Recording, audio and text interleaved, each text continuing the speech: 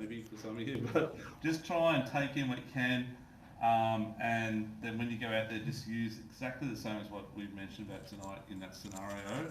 For those of you who've been down 700 before and maybe use that sort of method, I think most of you should have done all right. Thank you. Thanks.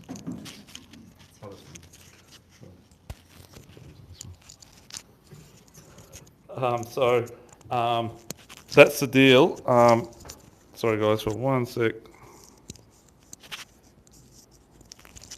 Okay, so welcome along tonight, and we'll get underway. So just a show of hands, who hasn't caught a dolphin fish yet in their life? Like, quite a few of you, okay. And how many people here have a boat that's only 4 metres? How many people? Okay, that's okay. And how many people here have a jet ski and not a boat? No jet ski guys tonight, okay, that's cool. And how many people here have a kayak and not a boat at all? Okay, you can access dolphin fish when they're very close on some of those apparatuses. Troy, I had a little 4 metre Quintrex horn with a 35 on it, and as long as you know what you're doing and the weather's good. Okay, gentlemen's here. Well done, mate. As long as you got some idea, safety gear. I'm happy out at 36. Yeah, that's fine. So I was get 36 in mine. Just make sure you got a feel. You'll be right. Is it 4 or 4.5? 4.5. Oh, that's bigger. Okay, we'll call that 5 metres. You'll be right. You can go anywhere. Okay. So we're going to go through the GPS marks a bit later, and whoever the fisheries officer was that done these must have been on the drunk the night before, because they are so dyslexic. The patterns, I took a while to work it out. I know all the numbers, I know everything, but when I looked at this, there was nothing that made sense, as in the naming of them. They're not in any order of this type. No order. Confusing order. Anyhow, but they are there. Do they change them from year to year? Yeah, they do. So when they clean the fads guys every year, and sometimes they'll drop them back in the same position or very close to it, and sometimes it may end up a little bit further away, a K away or half a K away.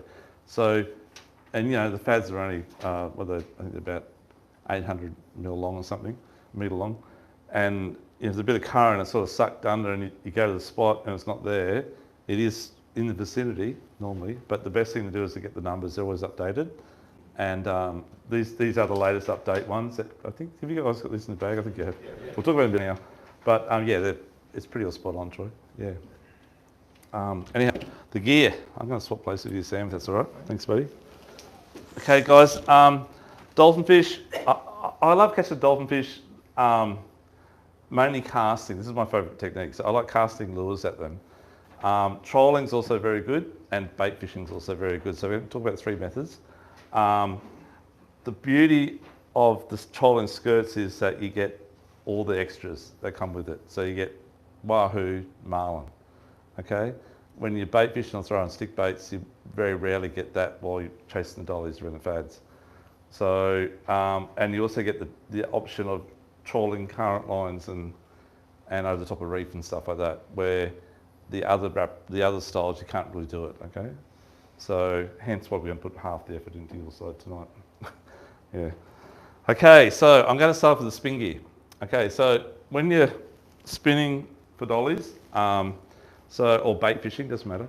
I generally use something like this, which is about a sort of 6 to 10 kilo spin stick, 7 foot long, around a 4,000 to 5,000 size reel. These are actually the new Shimano. I just got them yesterday, the Miravail. I don't know if you've ever heard about these yet. They're a step down from a Stratic. Feel very much like a Stratic, but they're $100 cheaper than Stratic. They're really good. And anything in that sort of size, Dye, Shimano, doesn't really matter. Pen, it's all good. The other thing I use when I'm spinning is sometimes a bait caster style, if I want a bit of fun, but it's generally spin gear, okay? Braid wise, 20 to 30 pound, 40 max, but 20 to 30 is good. Leader wise, I'm using fluorocarbon, sort of around that 30 to 40 pound. If they're big dollies in that sort of 120 centimetre size, I might amp it up to 50 pound. The dolphin fish have little tiny teeth, but they're very, very sharp, and they will rasp your line like a flathead very, very quick. So a lot of people will get a dolly in, they'll get it off, And a lot of time when you're actually trying to get it off and it's shaking like crazy, it'll actually just break the line because it's actually shaved through it. Okay, so you must check your line every time you redo your cast again, particularly on bait, obviously, because they swallow it down a lot. But if you're using like stick bait lures or whatever, and they do inhale the lure, you must check the leader as well. Okay. Use fluorocarbon; it's a lot more abrasion resistant, around about 2 to 3 times that of mono leader. So that's the spin rod. The next thing I use is like this style here. I didn't bring my rod in, but we sell these as a kit. Like that's a little micro jig rod. So that's the spin gear, and that's what I use for casting out little half pillies and stuff like that, which we'll talk about a bit later. And this is a little micro jig rod, which you can also flick out pillies on, but you can definitely use all your micro jigs and casting stick baits in that as well if you know how to cast a bait caster style reel. Okay, and that's looks very thin, and it's but it's actually rated to 50 pound, believe it or not, and we'll take it no problems at all. And the drag on this is around about, I think, 7 or 8 kilos up there. It's quite strong. That's again poo they call it, which is a unusual name, but that's Shimano. Okay, so that's my spin and jig type outfits. I do jig with spin as well. The next thing to do is troll outfits. I have a tendency to use a lot of my sort of jig bottom type reels for trolling, which is just something small like that, like a little Torium 20, little overhead, and the rod's sort of rated 30 to 50, so it's got heaps of tip action, quite soft. It's also good bottom fishing and good live baiting and everything. Live bait obviously for these as well, which we'll talk about a bit later. But that's the sort of combo that I would use. Our biggest selling combo by far, though, is just a standard TLD, like so, like a TLD 20 or 25, on about a 10 to 15 kilo stick or 24. 30 pound mono, running about an 80 to 100 pound wind on leader, and a big snap at the end of it, just a snap on the skirt of lures. So those last two are predominantly for trolling. Okay. Any questions on that gear at all? Everyone's good? Cool. We'll tell you how to use it a bit later. So that's the rods and reels. The main other utensils you need are a reasonably sharp gaff, something about that length there. With dolphin fish, they're not too bad and they're good to get a shot on because they're quite deep, so you can't miss. The problem is when you hook them, they can rip this out of your hand pretty quick, especially if it's a big one. And when you get them into the boat, they destroy the boat. So a couple of options are either have like a bag, then like the fish bags you use these days with 3 bags of ice in it, 150 mil long or 100 mil long, 150 for those bigger dolphin fish. You'd probably use a metre one, maybe.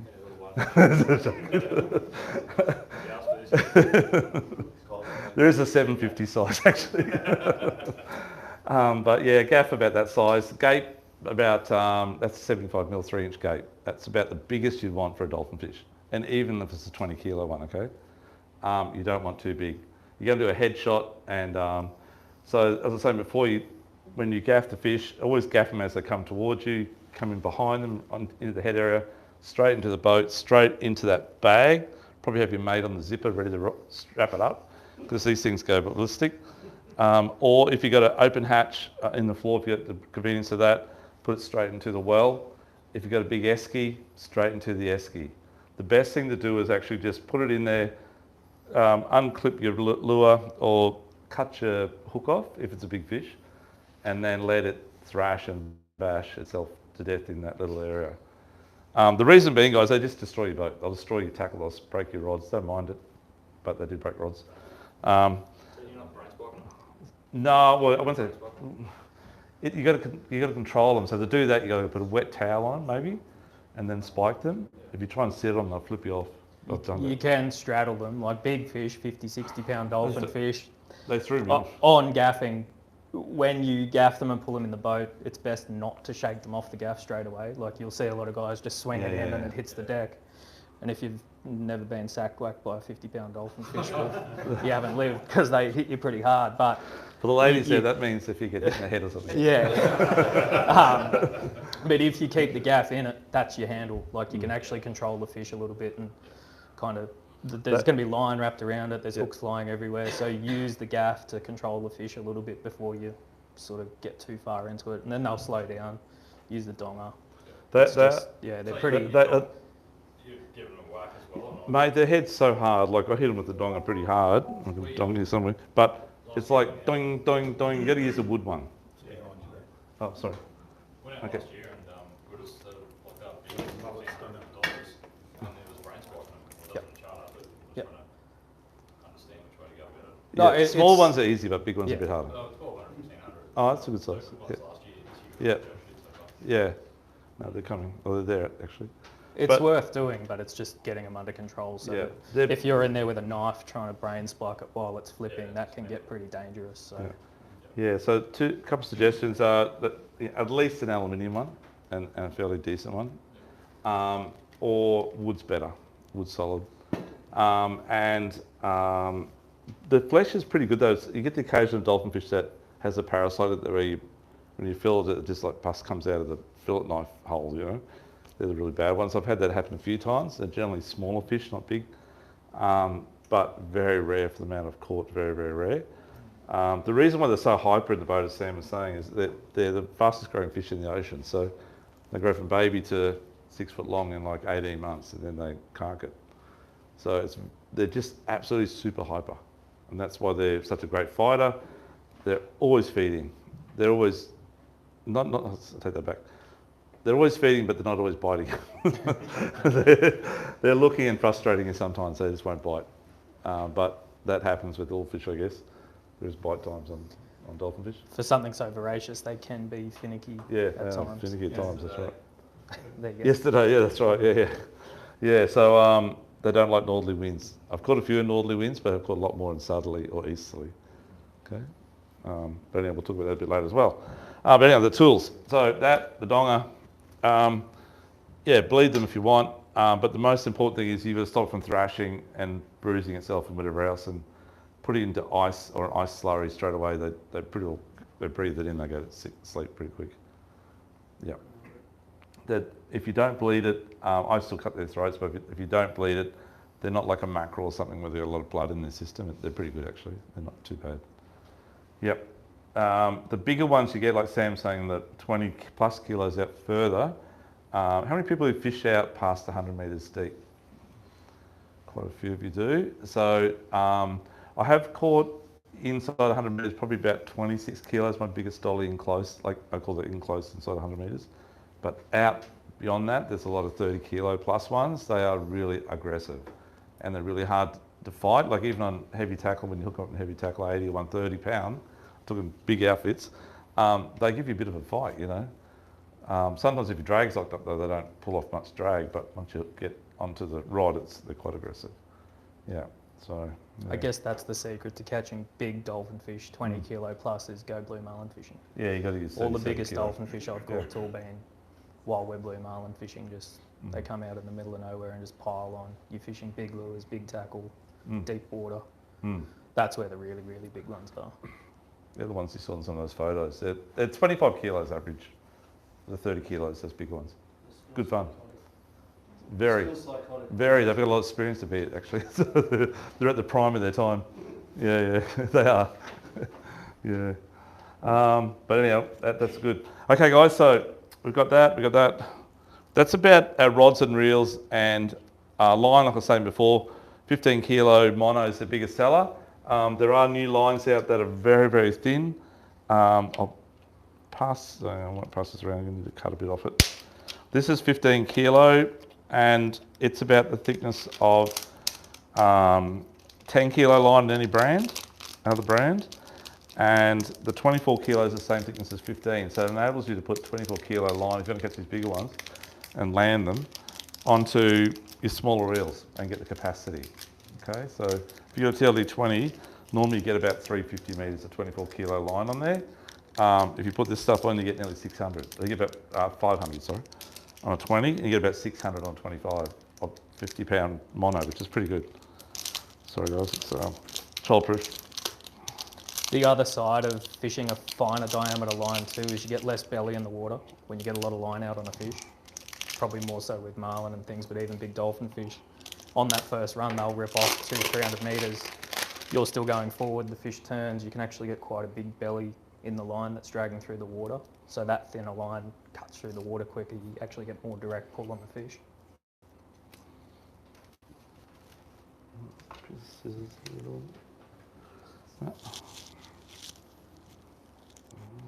Sorry guys, there might be in that drawer there, mate. Oh, there's a knife there, buddy. Just try to put one in somewhere. Buddy. Thanks. So I'll just pass this around. You can see how thin it is. If you know, think it's a 15 kilo line. I probably should have a comparison, but you'll see how thin it is. This is Japanese made product, made by Mitsubishi, I think it is.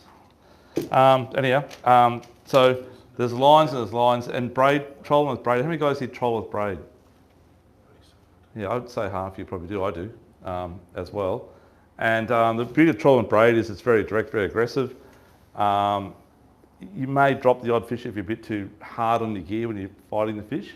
I'd recommend maybe using either a little bit softer tip line, or a rod, or definitely a wind-on leader, which you've all got in your bags, one to test out. So wind-on leader is like on the end of the braid, you have got 6 metres length of 100 pound or 80 pound, whatever it is, and that acts as a shock. Okay, and you've also got your rod tip, as I was saying, is a bit softer rod tip like the one I had here before. That'll also take out a fair bit of the aggressiveness of fighting fish, okay? Rather than have a stiff rod, something's got to give. Then that becomes the fish's mouth and it pulls out or rips. Okay? Sorry, Yes. What length leader would you run? Oh, well, on the lures I'm only running about, I run short, I run a metre, 1.2 metres. Yeah. But my wind-on leader is 6 metres long. Yeah. Okay. And I run a really short double.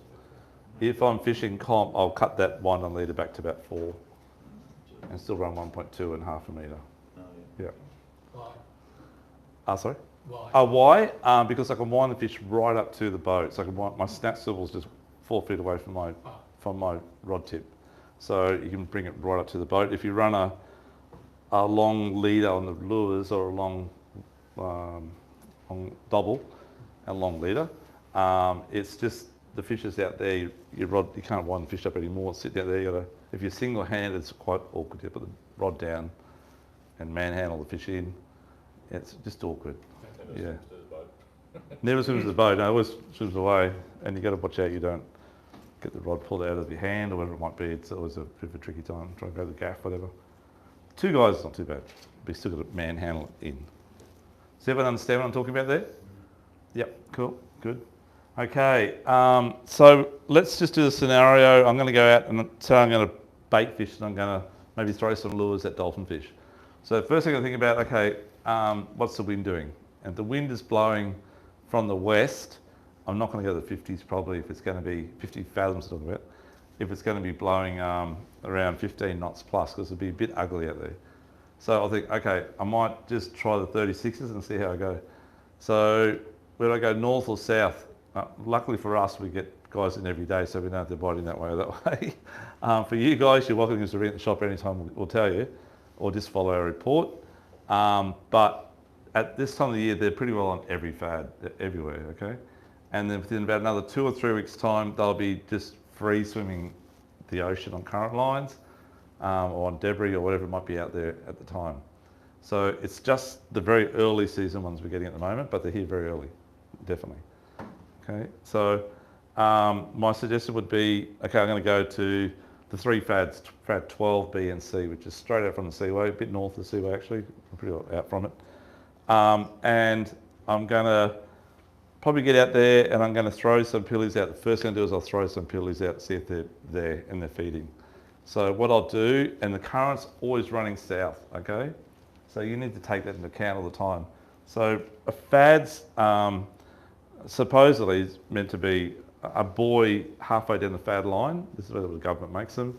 And they run all this sort of, they call it dynema, but they run all this cord stuff off it apparently. And then that attracts the fish. There's not much bait there, but the little dolphin fish there, the little kings are there. A lot of little kings are pain in the backside sometimes. And the bigger dolphin fish are there, of course, okay? So I'm going to go up current. I'm going to go probably about just 60 metres up from the buoy, and I'm going to throw some chopped up pillies about the size of a 10-cent piece or 20-cent piece out, okay? And I'll throw it about probably 6 to 10 pieces a bit away from the boat, behind the boat somewhere. I'm going to drift back and I can watch what's happening. And within a few moments, if I see them come out, then straight away I have a rod rigged up with a couple of these lures on, whether it be a little stick bait or a casting lure of any such type, and I'll start throwing it out into the school and working it back, okay? If they're hitting it, you'll know straight if they're going to hit it or not. They might follow it, and that means, okay, they're going to be a bit fussy, so I'll keep trying and trying and trying till I get down to the fad. So the drift is about 1 knot, so I've probably got about 3 casts in that 80, 100 metres or not from the fad drifting back. If I don't get a fish in that time, and I'll keep throwing a bit more pillies, I've got a fair bit of pillies chopped up on my bait board. Throw 1 lot out, throw 2 lots out, have a couple of casts. I can see the fad's only about 30 metres in front of me now. Like I should be in the prime spot of that drift. I'll throw out a couple more bits, and I'll throw my lure out again. I'm working it back, and I'm thinking they're coming up to it. I'm looking at it. So I'll do another drift again. So once you get down to the fad, they will not go past the fad. It's just the way it is, guys. I don't know why. They all sit up current of it, because I guess the rope's like that and all the stuff hanging off, it's that way, north.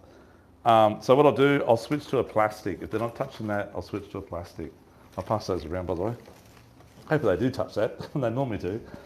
So last year, I don't know if you saw it in videos, but Stu and I had a lot of success on these things, these little fuse soft plastics, and we're rigging them up on a jig head. Not the very same as that one there. There you go. There's one pre-rigged. Thank you, Stuart.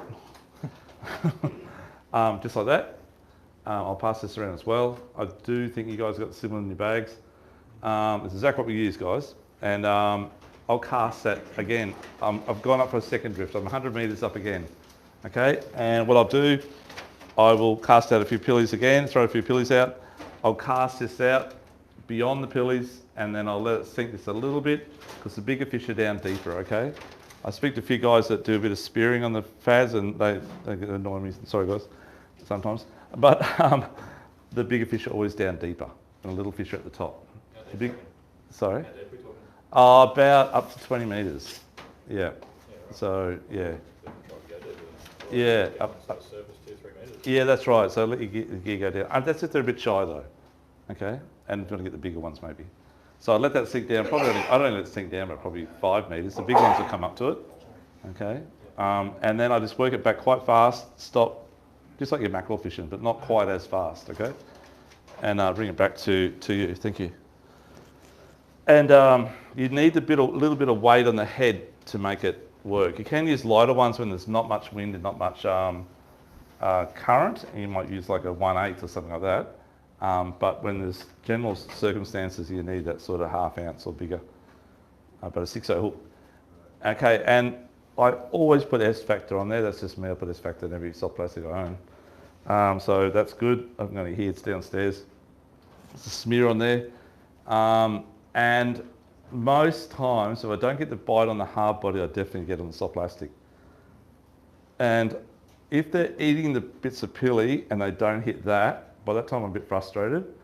And I'll generally do my 3rd drift, which I'll go up again. And I might go a little bit this time to the east or to the west of my last drift, okay? I don't want to get in the 3rd time down the same line. And I'll do exactly the same thing again, but this time I got my 2 pilly rigs ready to roll, okay?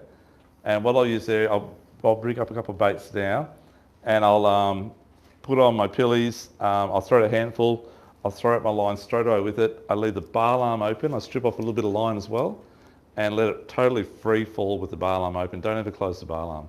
But before you do that, you must set your drag right, okay? You set your drag not too loose, not too tight, and you just let it go, and you'll just see it fly out 1,000 miles an hour, or you'll see a fish jumping over there and your rod's facing that way. It's a bit like marlin.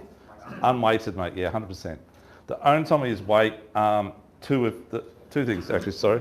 One is if the little ones are annoying the crap out of me and I just can't get through them to get to the bigger ones. Or 2 is if there's a bit of wind, a bit of current and my line's too far on the top, sometimes it can be too far up, I'll put a bit of weight on. But then you can allow yourself, you can cast the opposite way to allow for that free falling, you know? Yeah.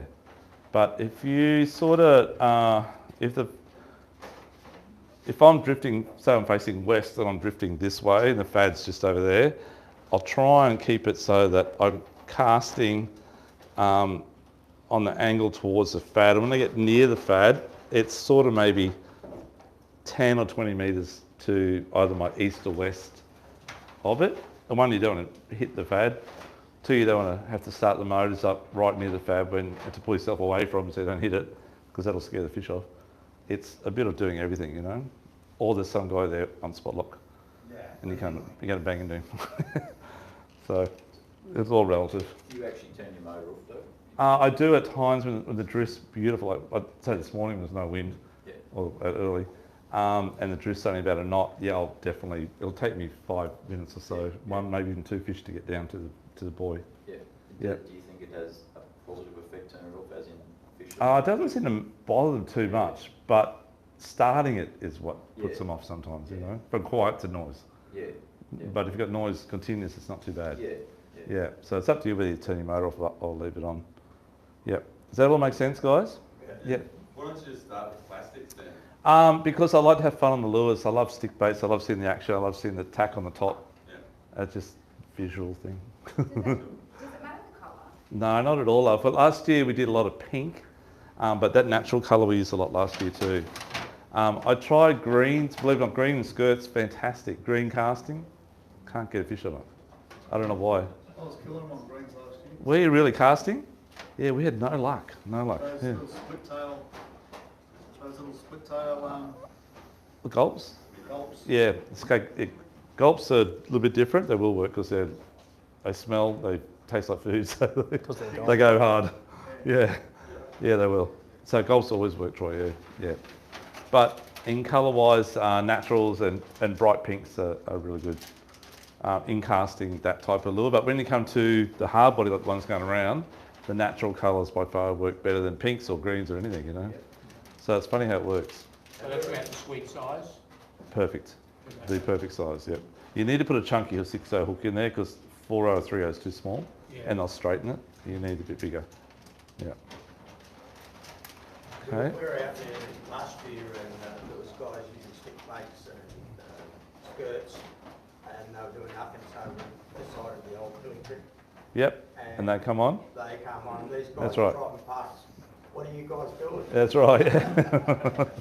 So I'm trying to work my way down there to the pillies would be like the last resort guaranteed pretty thing. And then if that doesn't work, then I'm putting the skirts out and I'm going to go look for them. You know? And the trouble is, guys, as you know, we've got quite a few fads, as you see on that list there, off the coast here, but we've got a lot of boats. And a lot of boats come down from Brisbane. No offence to you guys from Brisbane, that's all good, come down. I'll go your way one day. But with most fads, I find 2 boats are okay, 3 boats are okay, 4 boats, if someone spot locks, can be bad. But once you get about 5 boats continuously moving on it, the fish will shut down, they'll go deep, and they'll still bite, that's when we jig for them, right?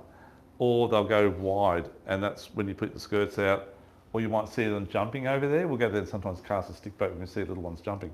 The little ones seem to jump more than the big ones, and a lot of times they look little, but they actually are decent size jumping too, by the way, in the distance that is, okay? So if you see them jumping, the schools moved over there, the boats are all still around the fad there, and a lot of people have a habit of going straight up to the buoy and just dropping next to the buoy. You'll get fish at the buoy, but you get more fish up further. You've got to go north, at least 100 metres. Be ready, have your burley going and whatever, and be ready that you're at least 60 metres from the buoy and you're actually doing it, you know. Don't sort of start at 60 metres and then be 20 metres from the buoy. You'll get fish, of course, but you'll get one go at it. The other one, you'll pull the fish to you. They'll come to you. Yeah. Okay, any questions on the lures or hard bodies at all, stick baits? Keep it small. I wouldn't go, unless I'm fishing out wide, I wouldn't use any more than about 120 mil or 140 mil maybe maximum size in the stick baits. 120 or 100 is really good. The reason why we use the heavier ones is they get down, they don't just jump on the top, and they can cast a long way. So you could start 150 metres up and cast 80 metres and be in the zone a long way away and get even maybe 4 or 5 casts in before you get to the buoy with the current. So don't be too scared to go that little bit further up. Sure, there'll be some guys who will come along and just leapfrog in front of you. That's the way it is. Saying the bigger fish are down a bit lower, there's no point running poppers or anything like that, like Chuck Norris. Oh, they'll come to the top, 100%. Yeah, I've got poppers here too. They'll definitely come to the top. Yeah. I think that when they're on the bite, the big ones definitely, that's when you get, they'll just push the little ones away, and they'll know you. Stick bait. We've had a couple of sessions like that last year, but the little ones are always in the way, and that's probably bait fishing is you've got to get through the little ones. That's a bit of a problem sometimes. No offence, the little ones are good eating and good fun, really good. Like we'll sometimes grab out our flatter gear and have a next size down and have a cast and have a bit of fun. You know, they're like 60, 70 centimetre size. But you want to try and get those 1.2 metre ones. Chunky fillet, nice eating. So bang for buck, like dolphin fish are awesome. Colour, fighting, eating, the whole works. They've got everything. They tick all the boxes. And good photo too. Okay. When you do take a picture of dolphin fish, try and do it within about 10 minutes of catching it. The colour disappears very quick. And if you got them up against another one, they have this big like silver stripe down, it's gold. So try and get a good picture. If you want to take a picture of it, try and get a good picture before it gets too much against another one, okay? Yep. That's if you catch another 1 or 2 or 3 or 4. Otherwise, you can just take a picture whenever you want. Yeah. Okay, gloves. No one's asked about gloves.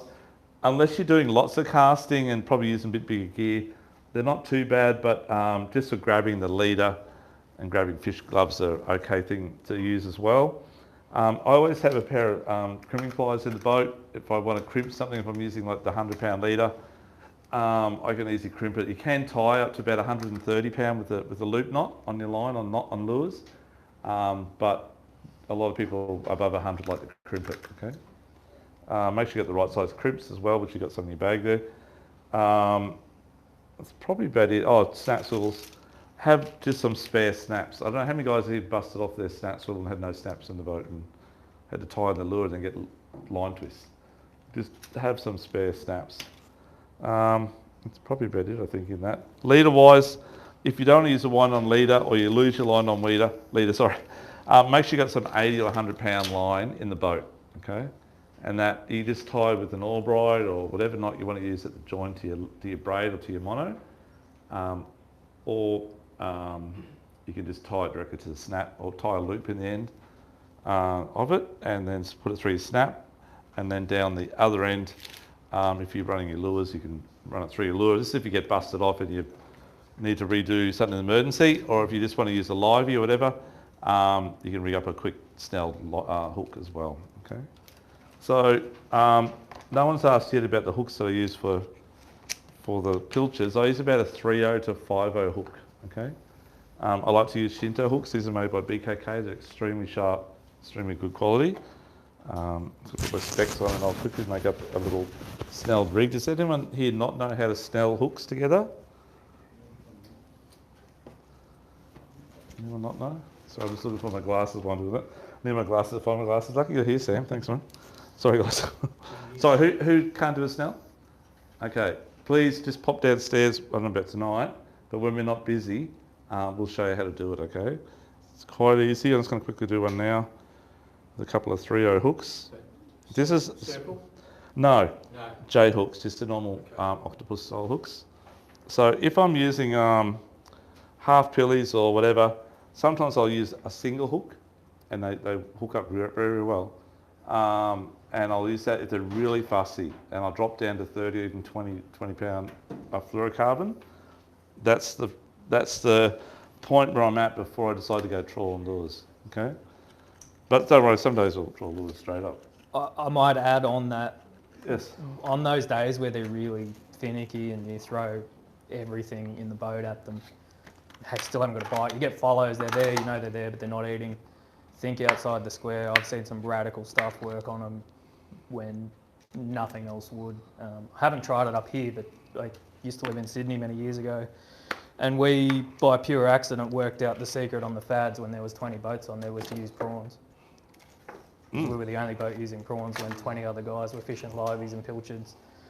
And yeah, it was a pure accident out of frustration that one of the boys just put a prawn on and threw it out, and everyone laughed at him and said, "You're kidding yourself." And he caught one, and we went, "Oh yeah, that's a fluke."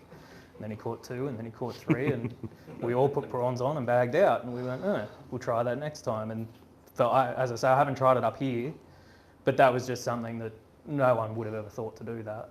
So if you've got other stuff in the boat and nothing else has worked, just chuck it out. Squid, we call them squid Yeah. too. Yeah.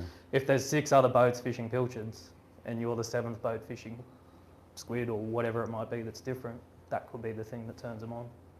Or they might have been hammered all morning by boats catching on pilchards or liveys or lures, and as the bite time goes on, they shut down. They sort of smarten up to what everyone else is using. So yeah, you've got nothing to lose. Just mix it up and throw something radical at them. So rather than snell, would you just use a 3-foot rig? You can use gang hooks like that style there. This is I'll pass these around actually. Good point. I was about to talk about this. These are a new one out, guys, that we do Tackle World. I haven't tried them this season yet because they'll work fine. With that bit of fluffy stuff swinging around, I reckon they'll probably work even better. And I'd probably steady wind that one in without even on a whole pilly, without doing anything else. So you use a snell for liveys as well? Yes, correct, mate, correct. Thank you. Oh, that's a nice pilchard. Pick that one for you. We sell the pilchards. So it depends. You can use the tail or the front section. I normally cut it in half, but obviously when I'm burling up, I'm cutting that probably in slices like that size, guys. Okay, like I'll probably do that into about 6 pieces and dice it out. So normally the bottom hook, I just chuck it through the eye, bring it around, and then just dig it into the flesh near where it's going to bite at the end there. Okay, and this one here, either go down the top that way or up that way. I don't like to go that way because it falls out, and I don't like to go through the eye because it pulls the eye out and doesn't work very well. So whether you go down or up doesn't really matter.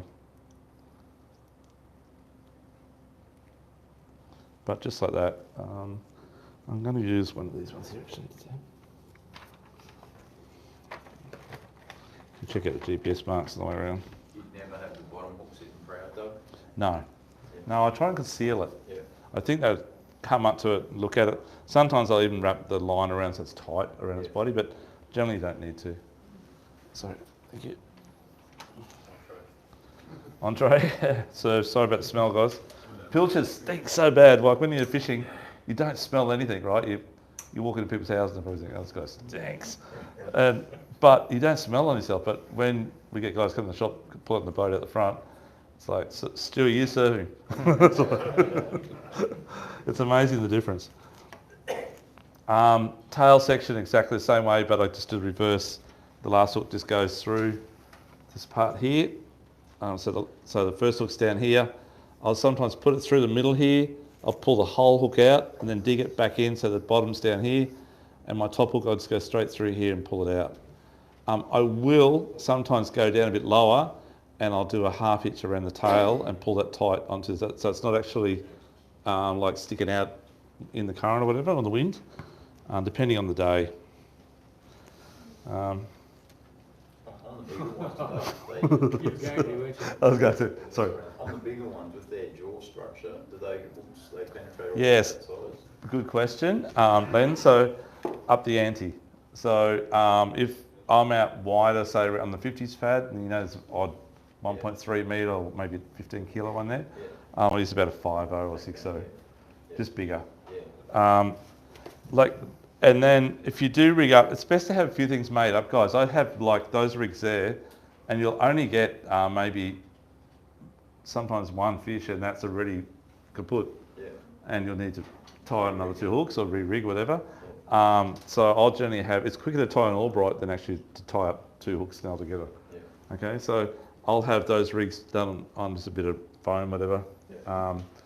Maybe half a dozen 3.0s, 4.0s, and maybe 6.0s, a bit bigger one for liveys, whatever it might be. Yeah. Okay, ready to go, yeah. Okay, I think that's about it.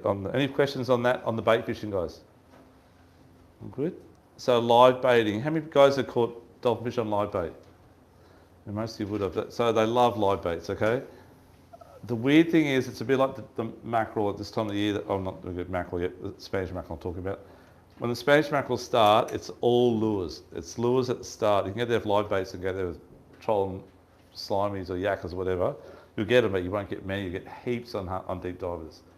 And dolphinfish the same too. You'll get heaps on skirts, but you won't get much on live bait yet. And then about another month's time, come around about Boxing Day or early January, when those bigger dollies are around, and there's a lot of them, they will definitely go hard on live baits more than what they will now.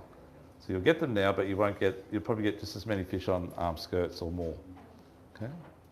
And lures as well, casting. But it's really weird how it works. I'm not quite sure what their thinking is on that, but it's a bit like marlin. Marlin's the same deal too.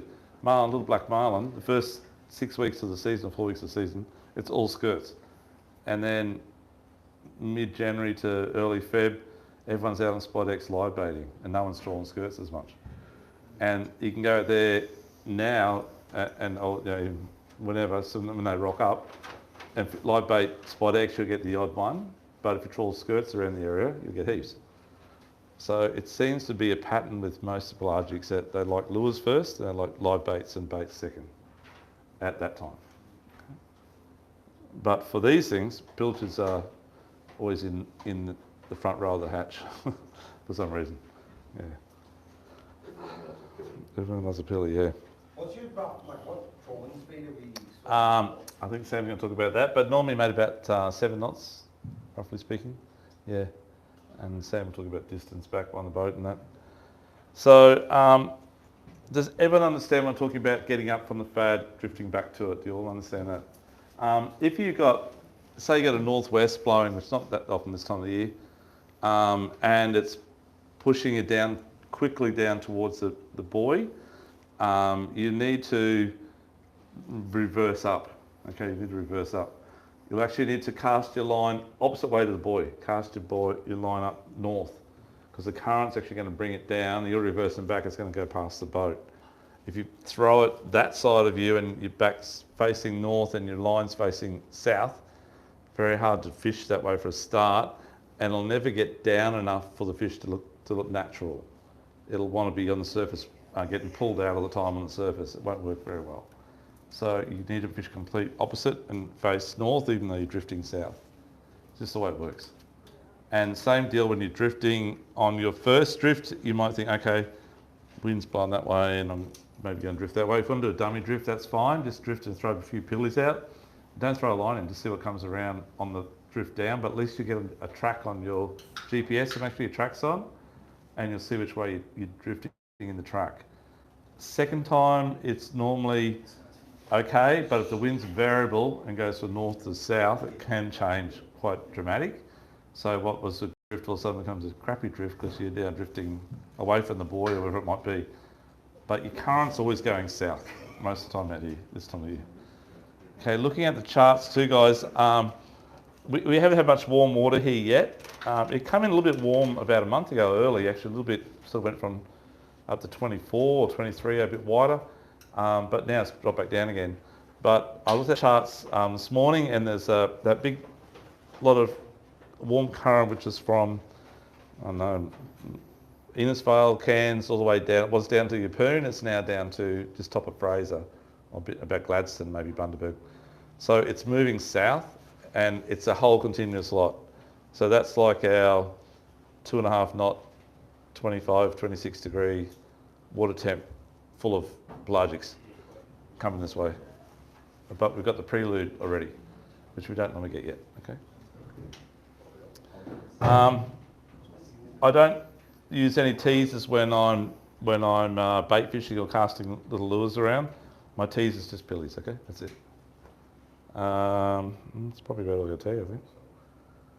Any questions on that at all, guys? Sorry. Do you find moon phases and water clarity Yeah, make a difference? 100%. So if you've had like 3 or 4 days of northerly, and I know it's going to be a bit of east or southwest in the morning, I'm hoping it's going to clear up a bit. I know it's going to be shitty after northerly.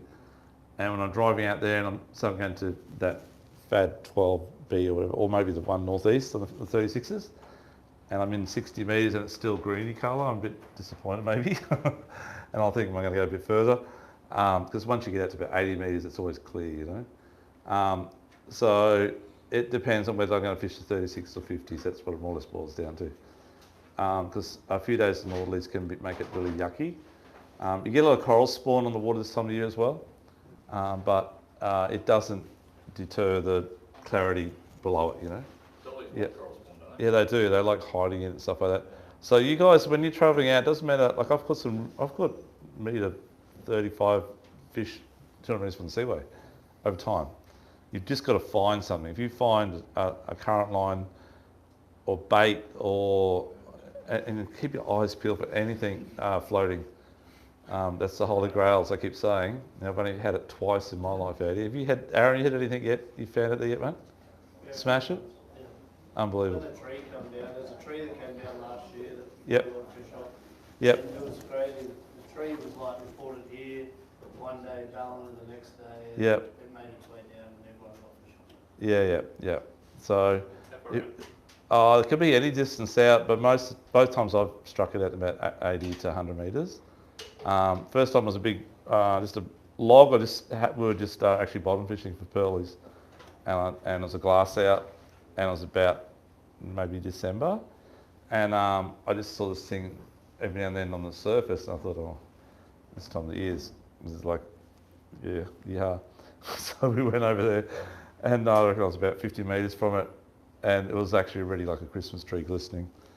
I think they don't want to be in the water forever, I think. And we drifted with it for, as Aaron was saying, at 2 knots of current, we drifted with it for 3 or 4 hours until we were spent. And we caught everything, rainbow runners, wahoo, dolphin fish.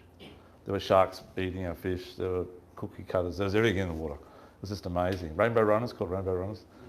The amount of fish that holds, just like, look over the side, just like the colour of those skirts there, is just every colour of fish you can see. Triple tail, there's everything there. And the log was about the size of this table.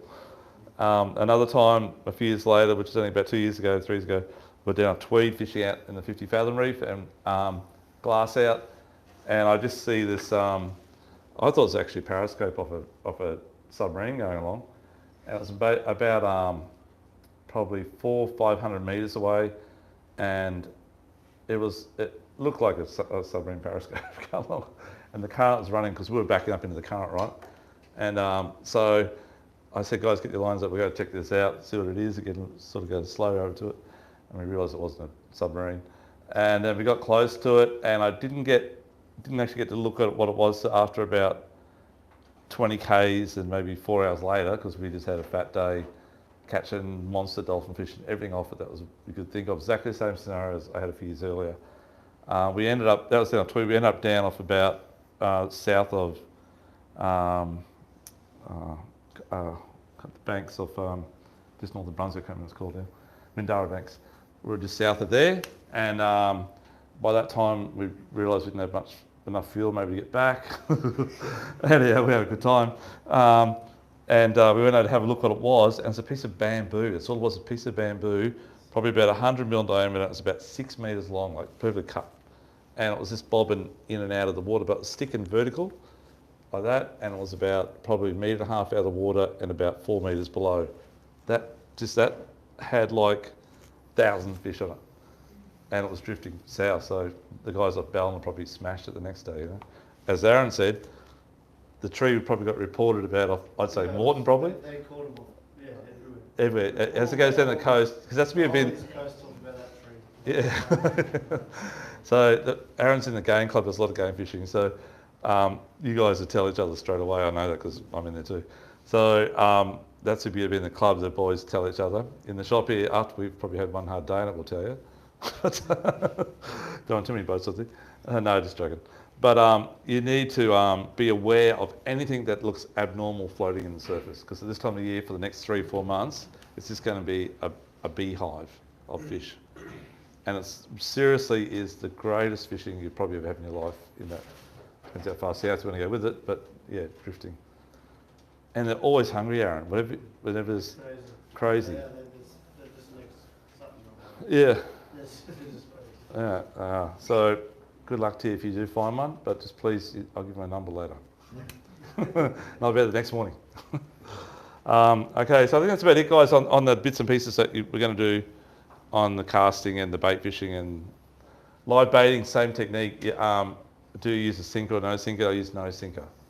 I let it just do its own thing. They'll try and swim away. That they'll chase it on the surface, or they'll dive down and they'll chase it down. You don't need anything, but you need to keep the line in free spool with the ratchet on. Strip a bit of line off, and then just leave it there and let them take it. Or if you want to, thumb it and just keep letting a bit of line out, pulling a bit off, and let it be as natural as you can in the water. That's the important part.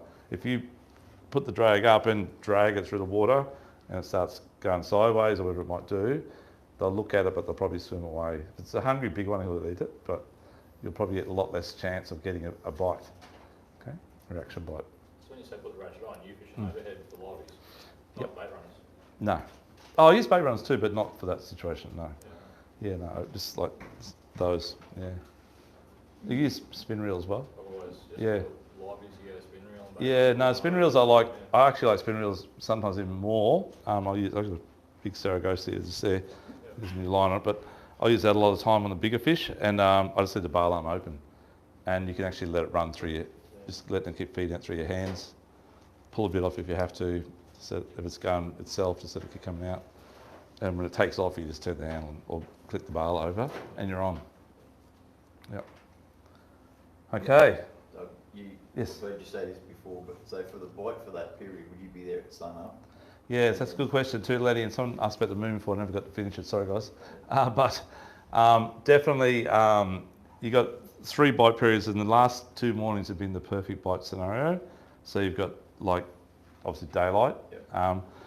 You got high tide at about 6 or 7 the last couple of days. A bit later now, and then you have the moon/bite period, which is the moon was setting, I think, at about yesterday about 9 o'clock or something like that, which is like 2 hours after high tide, which is like the two hours after high tide bite time. Yeah.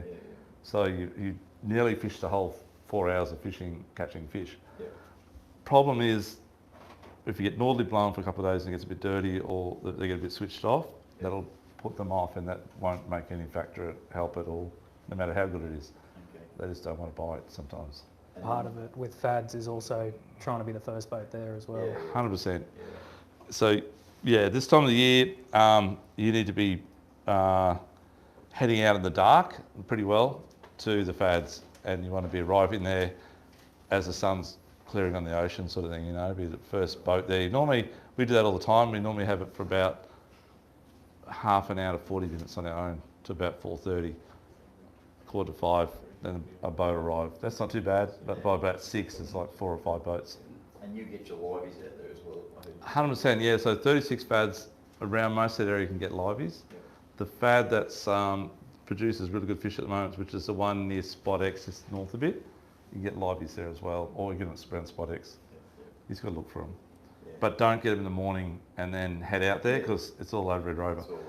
In saying that, it's a bit like Spanish mackerel and spotted mackerel.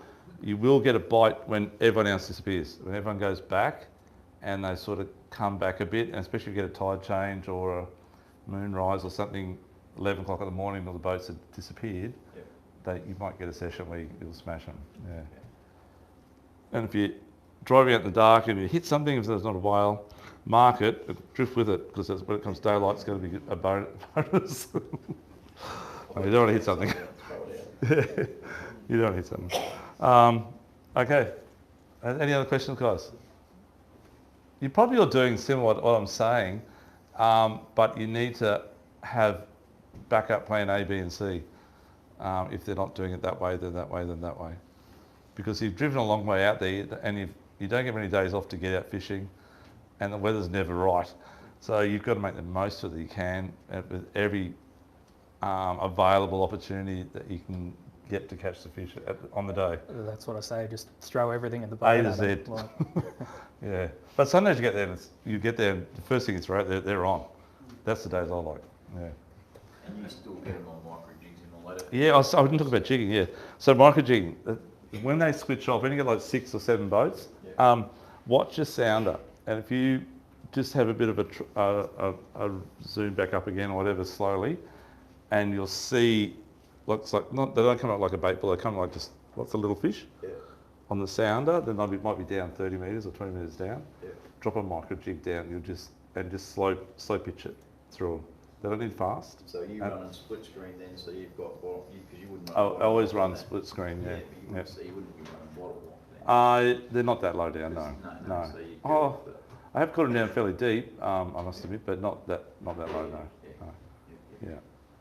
And just micro jig it. Guys, jig wise, around that sort of, if you're only using light gear like that stuff there, around 40 to 60 grams, okay? In that sort of size. Keep it small. How big's that one? That's 40 grams. That's about as small as I'd use. And the most I'd use is probably about 100. But you want it to be fairly fluttery type action. Yeah. And don't be scared to bring it up a fair bit above the schools. I'll come up to it. And sometimes you can actually lift them back up again. Yeah. You cast those up front to get them. Yeah, a little bit, but I back up more, Peter. Okay. Yeah, back up and just flick it away a bit from the boat and back up. Leader on when I'm using the lures and the when I'm using soft plastic, I'm using about 30 or 40 pound. And using the bait, 30 or 40 pound fluorocarbon. But when I'm using those or the casting lures, I'm using around about 40, maybe up to 50 or 60 even. Yep. Okay. I think that's about it. Just braid, guys. If you're using braid on your casting, I keep telling you all the time, but try and get the thinnest braid, as Sam was saying before. The thinnest braid gets through the water column quicker, allows your baits to get down quicker. It doesn't drag the line, it falls off the spool much easier. It has so much advantages. And like brands like Grapple and whatever, these days, go back 2 years ago, that'd be an Oshia brand, it'd be $140 or whatever, and now they're like $70, 72 bucks. So get something that's really thin. And you can go up heavier as well. You go 40 pounds instead of 20 pound, and it's the same thickness. Okay. And that's right, yes. Okay, that's it. Okay. There's one other thing I had to say. Sorry, Sam. What's that? Before you start, I got one more thing to say. Oh, yeah. In your bags, guys, is this leader. This is what we use on our skirts, which Sam's going to talk about. And we also use it for live baiting, and you can use it as a wind-on as well. Leader as well. It's 150 pound, but the thing about it is it's UV. What's that little torch there, please, buddy? Oh, actually, I've got the lights on, but anyway, I'll show you anyhow. You might be able to see it. Can you see how that's sort of purple colour? Oh, thank you. See that colour there? I don't know if you can see it, guys. So it's UV, and I don't know what it is with UV stuff with fish. Do you know what it is with UV on skirts and stuff like that? Is it an attractant or what is it? There were studies done like years and years and years ago, and because when billfish light up, if you see a lit up marlin, their pectoral fins and their tail and their stripes, that's actually they're emitting a UV light. But don't quote me, but I don't believe billfish can see UV, but baitfish can. Right. The slimy mackerels and yakkers can see the UV, so it was, the billfish emit the light to disorient the baitfish. So, some things in the ocean can pick it up and some can't. So, and it's definitely an advantage. Okay, so use it whichever way you want to use it. But I'd probably use it for live bait rigs out in the deeper water, or I'd use it as maybe a leader on my skirts. Okay. Sam, you're up. So who here trolls Fat Boy Lures already? All right, I've got a bit of work to do. Okay. So in terms of boat size, I just get a bit of an idea of where we're going to focus the skirted trolling side of it. Boat size, are we all in that sort of 5 to 8 metre category, or are there bigger boats here? If you're bigger than 10 metres? No, okay. So, and then how many are fishing with outriggers? And then obviously not many. Okay. So you can effectively troll skirted lures without outriggers. You don't have to have them. The benefit of having them is that you can fish more lures in your pattern without getting tangles and whatnot. But from a technical perspective, outriggers allow you to change the angle that your line's entering the water. So you can use, I guess, a wider variety of lures. So the way a skirted lure works, and the reason there's a whole lot of different head shapes, you'll see Dougie's got a huge range downstairs, but the different shapes are for a reason. It's not just because they look pretty or they, you know, you want something different.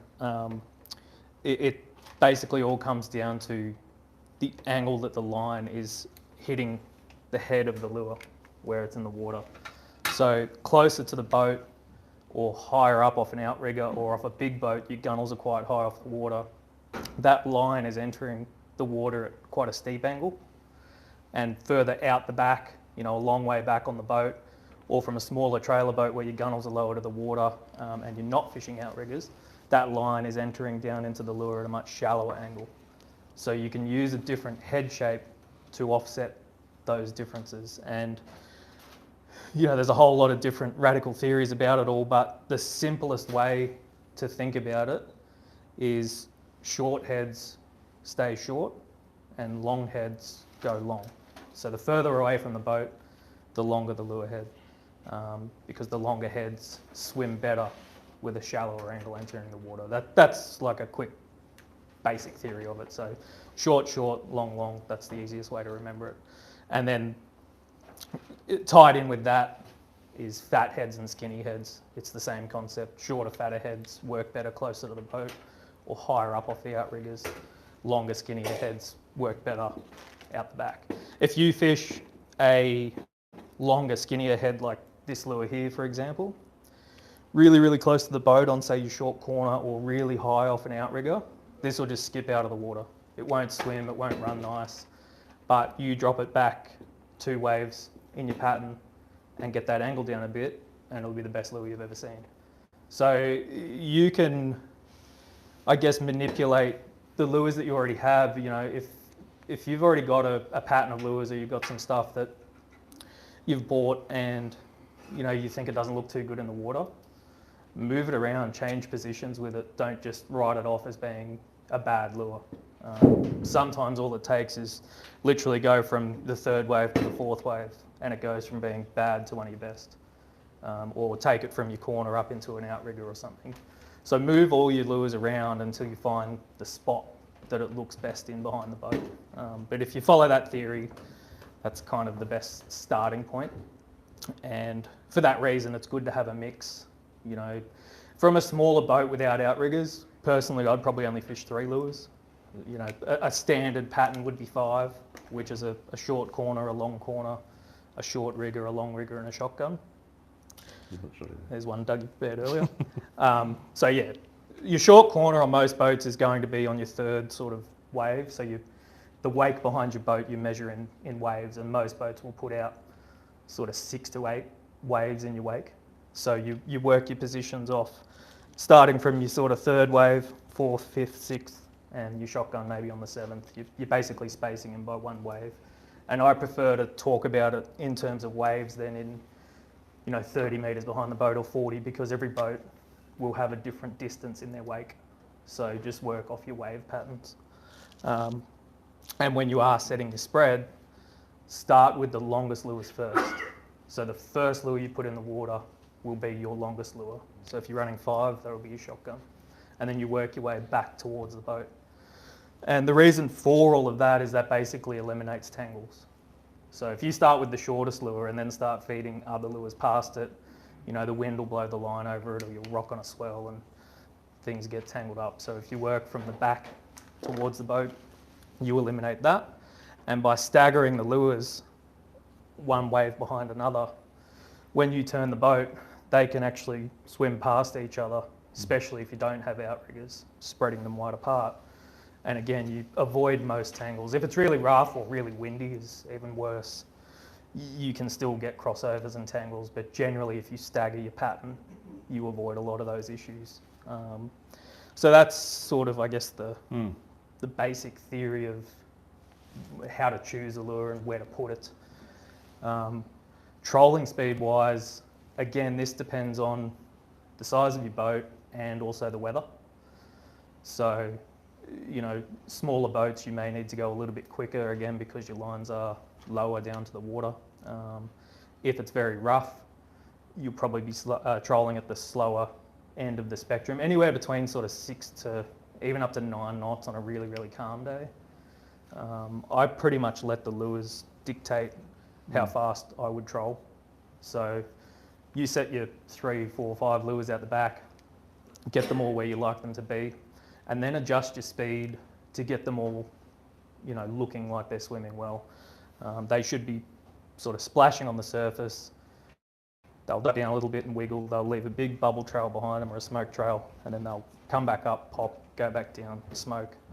And they'll get into this cycle that's quite sort of rhythmic that you watch them swim. So if you're trolling too slow, the lures will look really lazy. They won't be smoking, they won't be splashing when they hit the surface. They'll just kind of be, you know, spinning and not doing much. It's pretty obvious to see it. So you just bump it up a knot. If they're still not looking good, bump it up another knot. And you'll find once you hit the sweet spot, everything, you'll be able to look. You'll see when they're swimming right or when they're not. Particularly going down with the current? Yeah. With the current, you need to up the ante a bit. Otherwise, they'll look like that. You've got to get them going. And the same. So again, there's not really a do all your trolling at 7 knots because even going into the current or with it dictates. That's why I say just let the lures tell you how fast to go. Yeah. So you could be on and off your throttle all day depending on which direction you're trolling, whether it's the current increases or decreases, wind, etc. So you just keep manipulating it until your lures look good. And at the opposite end of that spectrum, if they're all skipping out of the water and blowing out and sort of cartwheeling and tangling, you're probably going too fast. So back it off a little bit.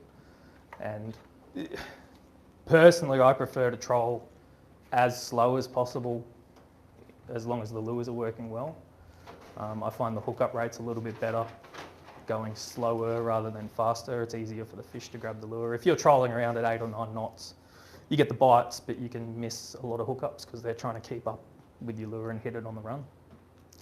So yeah, just let the lures dictate to you how fast or slow to go. But yeah, anywhere in that 6 to sort of 9 knot range. Calmer days, quicker, rougher days, slower. Just as long as all your gear's in the water and swimming nice, there's not a whole lot more complicated sort of systems than that, really. So is there a better direction, north, south, south, north, zigzag, circles? Sometimes the direction can be, you'll obviously going to move around a little bit like that. I just zigzags myself rather than go straight into it or straight with it. But with a fad, if you're going to troll the fad, you need to, you can troll across the front of it, running east-west, does that make sense? Don't troll behind, you won't get much behind it, or troll up beside it. You can come on an angle, 45 degrees across either side of it. Once you've done all that, you've pretty well done that fad and you go to the next one, you know. But on current lines and that, Sam, what's your school there? Well, speaking specifically on fad fishing for dolphin fish with skirted lures, you're actually better off pulling up way short of the fad and trolling the wider area around it first. Quite often the bigger fish actually sit away from the fad. The fad will have a ton of little ones on it and then the bigger ones will be just kind of cruising around a bit wider. So the best idea is as you roll in there, pull up maybe 300-400 metres away and actually just start doing some big lazy circles around that whole area, and on each turn just start shrinking the circle and getting closer and closer to the fad. That way, you know, you may run straight past the fish if you go straight to the buoy and they're 100 metres behind you out there. So that's a good tactic. And obviously when you're trolling around at 6-8 knots, it doesn't take long to work that area. Give it a good sort of 10 minutes before you just go straight into the spot. And yeah, on current lines, it's, I guess, zigzagging in and out. Even dirty water lines, it's worth sometimes zigging into the dirtier water and then back out into the clear water rather than just beelining it straight up the clean side. Sometimes the fish can be on the dirty side. Same with water temperature breaks to zigzag in and out. In and out of the warmer or colder. And then lure size-wise, I mean, most manufacturers do it, but specifically talking about our lures, we only make these lures in 4 sizes, so a 5-inch, a 6-inch, an 8-inch, which is this size here, and we do a larger 10-inch lure as well. But these are the 3 sizes you would ideally be fishing for dolphin fish here. So that's your little 5-inch. 6 is probably the most versatile all-round size for the light tackle sort of dolphin fish, small marlin fishery here on the coast. Those 6-inch lures are kind of the be everywhere, do everything lure. And then the 8-inch lures are they're kind of an in-between size. They're not too big to be fished as a light tackle lure for dolphin fish or small black marlins, etc. But they are actually big enough to go blue marlin fishing with too. So it's worth mixing up not just your different head shapes for the different positions, but also mix up the sizes. A lot of guys just think, I want to catch dolphin fish, I'm going to fish small lures, which on some days is the case. But some days they're super, super aggressive, and these 8-inch or larger lures get all the bites because it's a bigger presence in the water, it's bigger splash, it makes noise. These lures actually have a vibration as they swim too, so if you've trolled hard-bodied lures, obviously you see your rod tip bouncing along. On a calm day with certain head shapes, quite short, aggressive, something like those. Something with a cupped head that's got sort of a reverse taper and is quite short and fat. If you watch your rod tip closely, you'll actually see it swimming. So when they dive down and release their bubbles, they're actually wiggling. So the bigger the lure, the stronger that vibration is. So it's not just size and colour with skirted lures. There is actually action and sound and vibration that goes into them as well, which a lot of people don't think about that aspect of it. But yeah, in terms of the head shapes, you've essentially got 2 styles. You've got a cupped head lure, which is the concave face on the lures, and then you have a cut face, which is just a flat, chopped off face at varying angles. In general terms, cupped face lures are easier to fish with. So they're pretty much a foolproof lure that you can put out the back. You don't have to get its position exactly right. You can just take 4 of these and kind of drop them out the back and drive around, and even if they're not quite right, you'll still catch fish. Cut or sliced face lures can be a little bit more temperamental with getting them in the right spot and sort of rigging them right, but they do have a totally different action. They spend more time on the surface of the water, they splash, they roost a tail, they sort of dart side to side, so they're a more active lure. So on the right day and in the right conditions, they can be a more effective idea. On rougher days, or if you just sort of want to go out there and have a bit of fun, the cupped head lures they're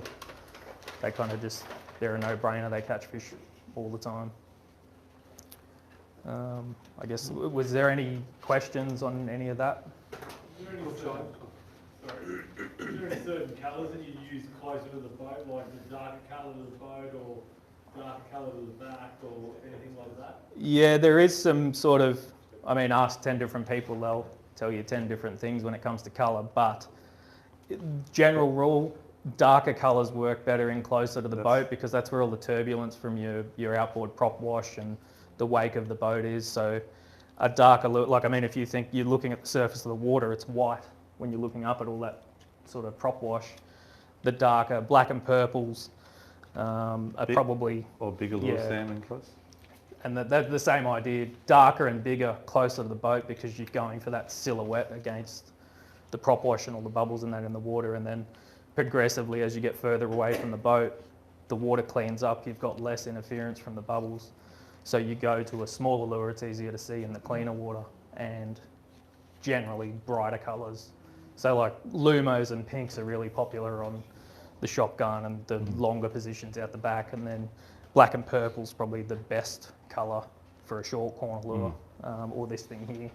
That black over pink and yellow is very good, but yeah, that's probably the general way to approach it. Darker in closer, brighter out the back, and bigger in closer, smaller out the back is the best way to tangle it. But as far as specific colours go, we make, I think, 120 colours and they all work and they all don't, depending on the day. So I've got the whole set. I think you've got 15 or 16 colours on the wall down there, which are pretty much all the best ones, but there are some that are, I guess it doesn't matter whereabouts in the country you are, what you're fishing for. Lumo, something pink like this, or we do a colour called pink pilly, which is this one here, and yeah, your black and purple. You fish those three, and there's another colour, evil, which is Dougie's onto it, blue and silver over green and gold. Those four colours, if you're just starting out and don't know where to begin, and you look at Doug's wall downstairs, which has just got a lot going on. A lot of that though. Those four colours or variations of are pretty much a no-brainer as a starting place. And stick to those, and then you start mixing it up and run a fifth lure that just swap it out every now and then, try something new, try something different. So of those, I'd run that one there the closest, the purple, which would be this position here. And then I'd run the evil colour there. And then I'd probably run the Lumo on the short rigger. They work well on long riggers too, don't worry. Pink one, we call it long rig because it's on the outside. Most of you have your rod holders that are face straight back on the corner, and then you'll have a slightly offset one a bit further up. They're what we call the riggers, and that's the short corners. And then your shotgun, which can be run out of a bait board or out of a rocket launcher around your cab or whatever you got in your boat. Or if you're tiller steer, you just hold it with one arm. Which I've done before, don't get me wrong. On my little boat, I had it. It's normally a really bright colour, probably like a pink pilly, like Sam was saying, but in a smaller size, that little tiny one. That's the one that's going to be right out the back here and generally catches the biggest fish. Okay, it's in nice clean water and it just works. Is that green your teaser? Yeah, that's right. That is the teaser, so which Sam's probably going to talk about, and he's going to talk about your flying fish.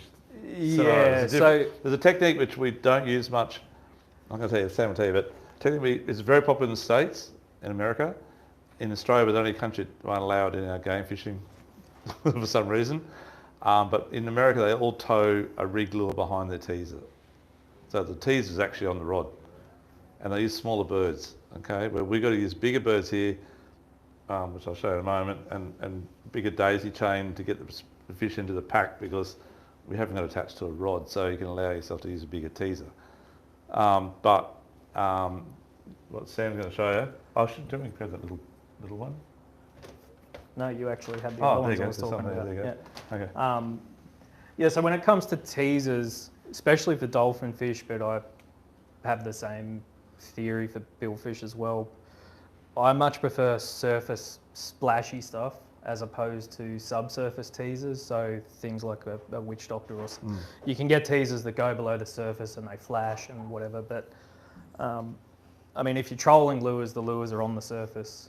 You know, you want to bring the fish's attention up to where your lures are. We've had also strip teasers, which are a big umbrella type bar with these holographic strips that come off it. They're really good at raising fish. They're more of a bait fishing thing, live baiting and skip baiting, but I've actually had fish come up in teasers that are a couple of feet below the surface and they won't switch off the teaser until you get the whole thing out of the water because they're just fixated on it. Or quite often you will raise fish to them that swim up to the teaser, swim behind it and then fade away and disappear and you never even knew he was there. Whereas fishing big splashy teasers, stuff that's up on the surface, at least any fish you raise is actually coming right up to where you're presenting your lures and where you want it to be.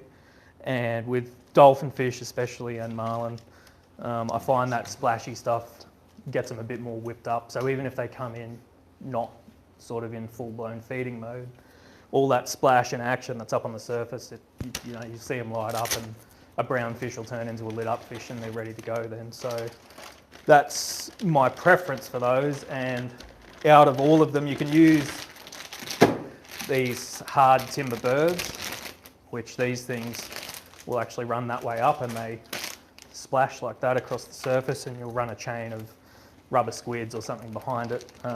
But actually the best thing is these rubber flying fish, which Dougie's got downstairs. We do a Fat Boy one as well, which you can run a chain of 3 or 4 of these with a lure at the back of it, and you can either put a hook in that lure and just fish that off the rod tip. You would probably need to fish that off a heavier 15 kilo outfit.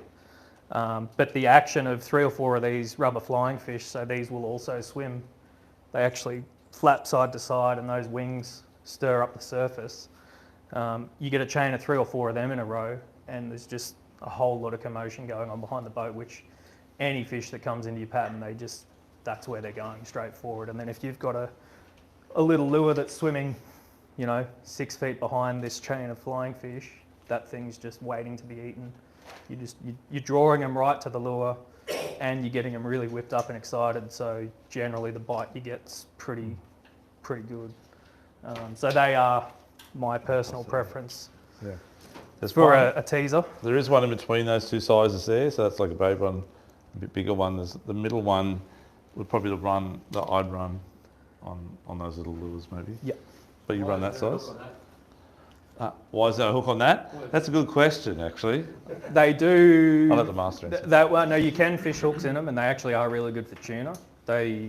It's originally an American design, and they do fish them with hooks for big bluefin tunas and that over there. What are you running, like 20 metres back, 15 metres back or something? Yeah, if you're running it as just a teaser chain, so you're not running it with a hook lure or anything in it, you can just run it off a cord or something, straight off the corner of the boat. Run it back so it's exactly as Doug's drawn it. You want it to be the closest thing to the boat, so that way anything you draw to the teaser, even if it fades off it, it's still got to swim past all your lures on the way out. Whereas if you run your teaser back here somewhere, if they swim up to your teaser and then disappear, all of this is completely missed. So the teaser, the idea is you're bringing the fish all the way through your pattern up to the back of the boat, and you get the maximum amount of shots that way. So if you just want to use the teaser only without a hook in it, you'd run that off the back corner here, normally in the short corner. So it's closest to the boat and out of the way of all this stuff back here, and run your first lure within 2 to 4 metres behind it. Yeah. So in a smaller boat, especially not fishing with outriggers, if you're only going, you can drive around the ocean with one lure out the back if you want. I shouldn't say that I sell lures, but you will catch a lot of fish just driving around with one lure out the back. If you only give them one choice, if they're going to eat, they're going to eat. But if you're limited to say 3 rods because it's quite a small boat and no outriggers, if you did this rig that's coming around here now with the small flying fish, the daisy chain rig, if you fish that as your center lure with a hook in the lure off your rod tip, you're effectively fishing a teaser right in the center of your pattern, but it's on a rod. It's still got a hook in it. It's still giving you a shot at catching a fish. So it's a teaser and a lure in one, and it's just one less thing to put in the water. So especially the smaller boats, but if you're short crewed, if you're fishing by yourself or just with a mate, there's a tendency to put too much shit in the water.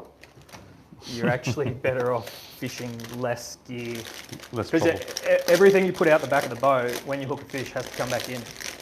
So if you're on your own, you've only got 2 hands and they're a bit busy trying to catch a 20 kilo dolphin fish. If you've got 5 other lures out the back, it's just, you got too much going on. It's doable, but by all means, have a go. But yeah, the less gear in the water, it just means less gear to clear when you get him on. And as I say, it's, as much as I love selling lures, in a small boat with no riggers, 3, 4 max, and if you make one of them a daisy chain like this little thing going around, that's your teaser as well, without having something else that you have to rip in when you get him on.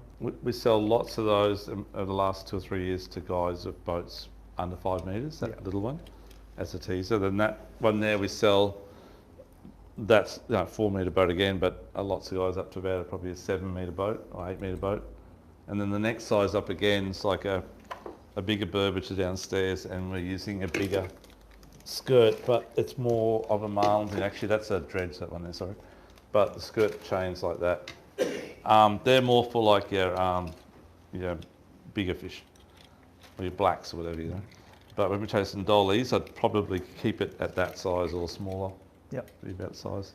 The other thing too, fishing these style of teasers, the rubber flying fish or the rubber squids, More you know, commotion. in the panic when you're pulling all the gear in the boat, you can throw it anywhere and you're not damaging the boat or the teaser. You start throwing hard objects around. These aren't so much an issue, they're small, but you rip a witch doctor in the boat and I've seen people nearly knock someone out with them. It's like, over the back, you know, so... Yeah. Oh, yes. They'll always swim new frogs. Yeah. Never tease you, bring it in, do it on the It gets spot. sucked in like a vacuum. So that, and I'm not disparaging that, like they're all great things, but it's sort of, I guess, think about your own program. If you're in a big game boat, a 40 footer with riggers and you've got 6 guys on board that all know what they're doing, put as much gear at the back as you want because you've got plenty of sets of hands to clear it.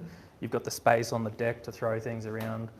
You know, you've got the room and the people to work with, but if it's 1 or 2 guys in a 4.5 metre boat, you do have to think a little bit about, yeah, it's great, we've got all this stuff out the back, but now we've got a double hookup, what do we do?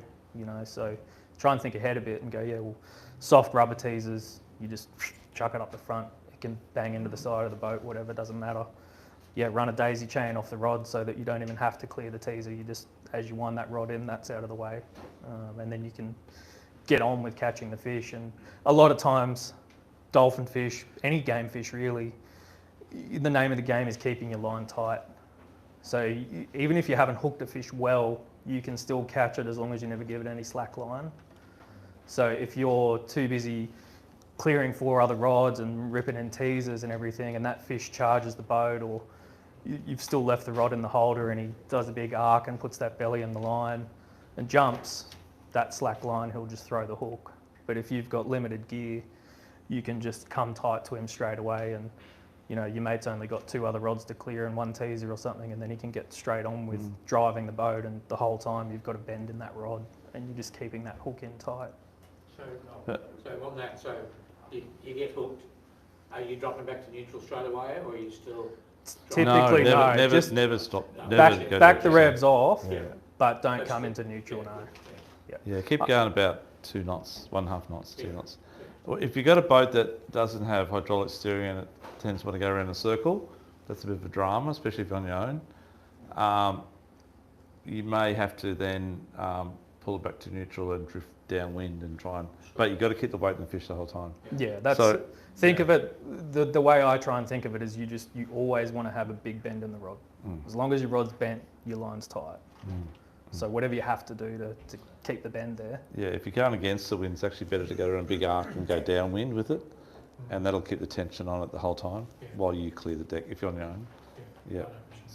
But most of I mean, if you're trolling with a TLD outfit or a game rod, you've got 600-700 metres of line on there, and unless you hook a blue marlin, you know, no dolphin fish in the ocean will spool you. So yeah, you can keep tickling forward while you clear your gear, and yeah, as I say, just keep him tight. You got a few dolphin fish last year when we were up there that time. Yeah, you told me where to go and what to do. Yeah, it's good. Yeah, and I did. So I'd bring that up, guys. Not usually for any rigging. Yep. So Yep, good question. hook rigs is about as contentious as colours, whether it's single hooks or double hooks. I think we've got some rigs here. Most guys use single these days. Yeah, and speaking strictly on dolphin fish, I would always prefer to fish a single hook than a double, 100%. purely from a safety perspective. These hooks are sharp, please be careful as they come around. Because pretty much, I reckon 80% of people who've ever got a hook in their hand has been from a dolphin fish with a twin hook rig in it, trying to get it out. Fish shakes its head, second hook goes through your hand with 15 kilos of fish swinging off the end. It's not Or your leg. pleasant. So that you can eliminate that straight away just by fishing one hook. In terms of hookup rates, I don't really subscribe to one or the other. Twin hooks and single hooks or stiff or swinging or whatever, they all catch them and they all lose them. So whoever tells you one rig, that's the only one to use, it may be right, but it will also lose them as well as any other rig. Some definitely are better than others. And again, this is where it comes back to, I take a slightly different approach. I let the lure dictate what rig to use in it. So if you take this lure here and fish a single stiff rig, single hook rigged stiff, and then swim it, swap it out for a twin hook rig, 60 degrees, swinging loose. That lure will do two different things. It won't swim the same. So experiment with different rigs in each lure until you find the best rig for that lure. So you can take the approach of, if you believe single hook stiff rigs are the best way to hook game fish, dolphin fish, marlin, whatever it be, if you believe that that hook rig is the best thing, then go through your package and find the best lures that swim with that rig.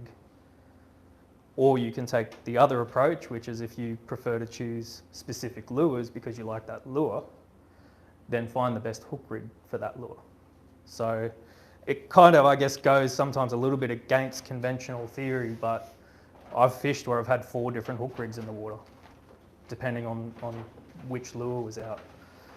So yeah, I don't subscribe to the one rig is the only rig to use. I go the other way, and if that's the lure I want in the water, then I'll find whether it's a single hook, a double hook, until that lure swims best. And then I know, right, that lure needs, some lures need 2 hooks in them because it adds a bit more weight. So a skirted lure is basically like flying a kite. So the skirt creates stability in the lure.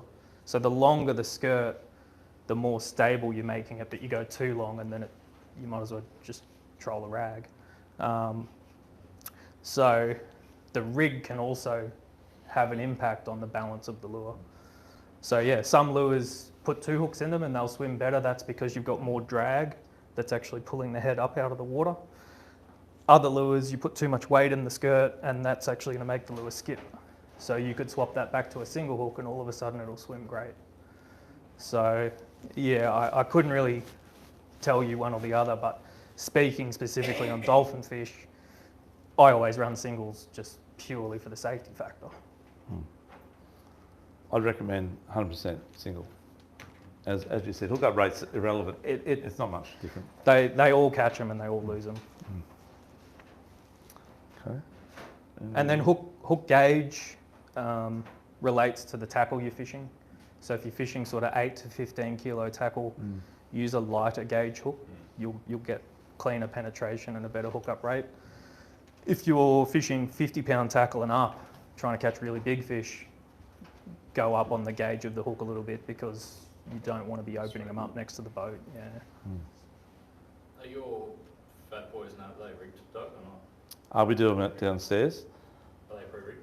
They will be when you buy them. What's the reason why the other big corporate company you started selling them? Yeah. Why are they all pre-rigged? So what if you... The fat boy ones? Yeah. Yeah, that's because they get Sam to do it. What's that? Knows, Oh yeah. He knows they don't know how to do it. Okay. So we do it. yeah. So rigging, you're doing that, they're Yes. fine to run? Yeah. The hooks, everything's good? Yeah. Leave it? Those we rig them here in our factory. Yeah. I do a lot of them, but if you ever do get a rig that failed, I didn't make that one. That was someone Oh, else's. no, there's more, is it? No, You it's guys changing because you know what you want, whereas BCF's getting random, but if you're... no. It's all we do all the rigging. We use Japanese Maruto hooks. Like it's all good quality stuff, and they're all rigged with single hook stiff rigs because it's sort of the safest, most versatile thing. But yeah, that's I guess a general purpose offering that covers a lot of broad bases. Yeah, we supply a lot of independent stores as well with pre-rigged lures because it's also a time factor in a busy shop. But we try and teach you guys to do it so you don't have to do that. So our objective is to make you guys like, not pro fishermen, but right up there. So in a situation where you're offshore and something happens, you know how to crimp up your hooks straight onto whatever it might be. We always have spare rigs on the boat, you know. As I said, sometimes you cut the rig off and let the fish die in the ice box while you quickly crimp on another one, you know. So, but you got lures in your bags. You can either have a crack at doing it yourself. There's crimps there as well. You get the leader, or you can bring the lures in, and we'll teach you how to do it. And then in future, you can do it yourself. You know? How long are you running the leader? Like how many chops are you getting out of the leader? I think it's probably like 4 foot. Yeah, it's about 1.2 metres, about the size. On our pre-rigged ones, they're 6 foot long. They're 2 metres on the 8-inch lures, but typically, yeah, you would run 6 to 8 feet and then fish a wind-on leader in a small boat scenario. But how many chops Uh, and chucking the thing. Metre. To be honest, How short do you go? if you're dolphin fish fishing, I mean, as long as your leader's longer than sort of 1.5 metres, that's the biggest fish you'll sort of come across. So really your leader's just there to protect from the tail of the fish hitting your main line. So as long as you've still got even 1.2 or something, you're if you said- covered. But I wouldn't go shorter than a metre. That's the reason why I like wind on leaders, is that then doubles up as your protector. Yeah. Yeah, that's 100, whatever it might be. Yeah. Yeah, on the Yeah. wind-on factor, I do like them out of small boats. Fishing short-handed, it's, you know, I've only got a 4.5 metre polycraft that I fish out of, and I run really short leaders with a tiny snap and a wind-on, so that when I fish alone, I can actually just wind the fish right to the side of the boat and just gaff it off the rod tip without trying to leader it and drop the rod, and then he swims away. It's you can control things a lot better. It says Tupperware. Yeah. Rust-free. Yeah, fantastic. So yeah, from that perspective, wind-ons are great. If it's a big boat, if I'm fishing a big game boat again with a crew of people that know what they're doing, we typically wouldn't fish a wind-on, but that involves leadering the fish by hand and introduces a few more things that could go wrong if you're not experienced. Yeah.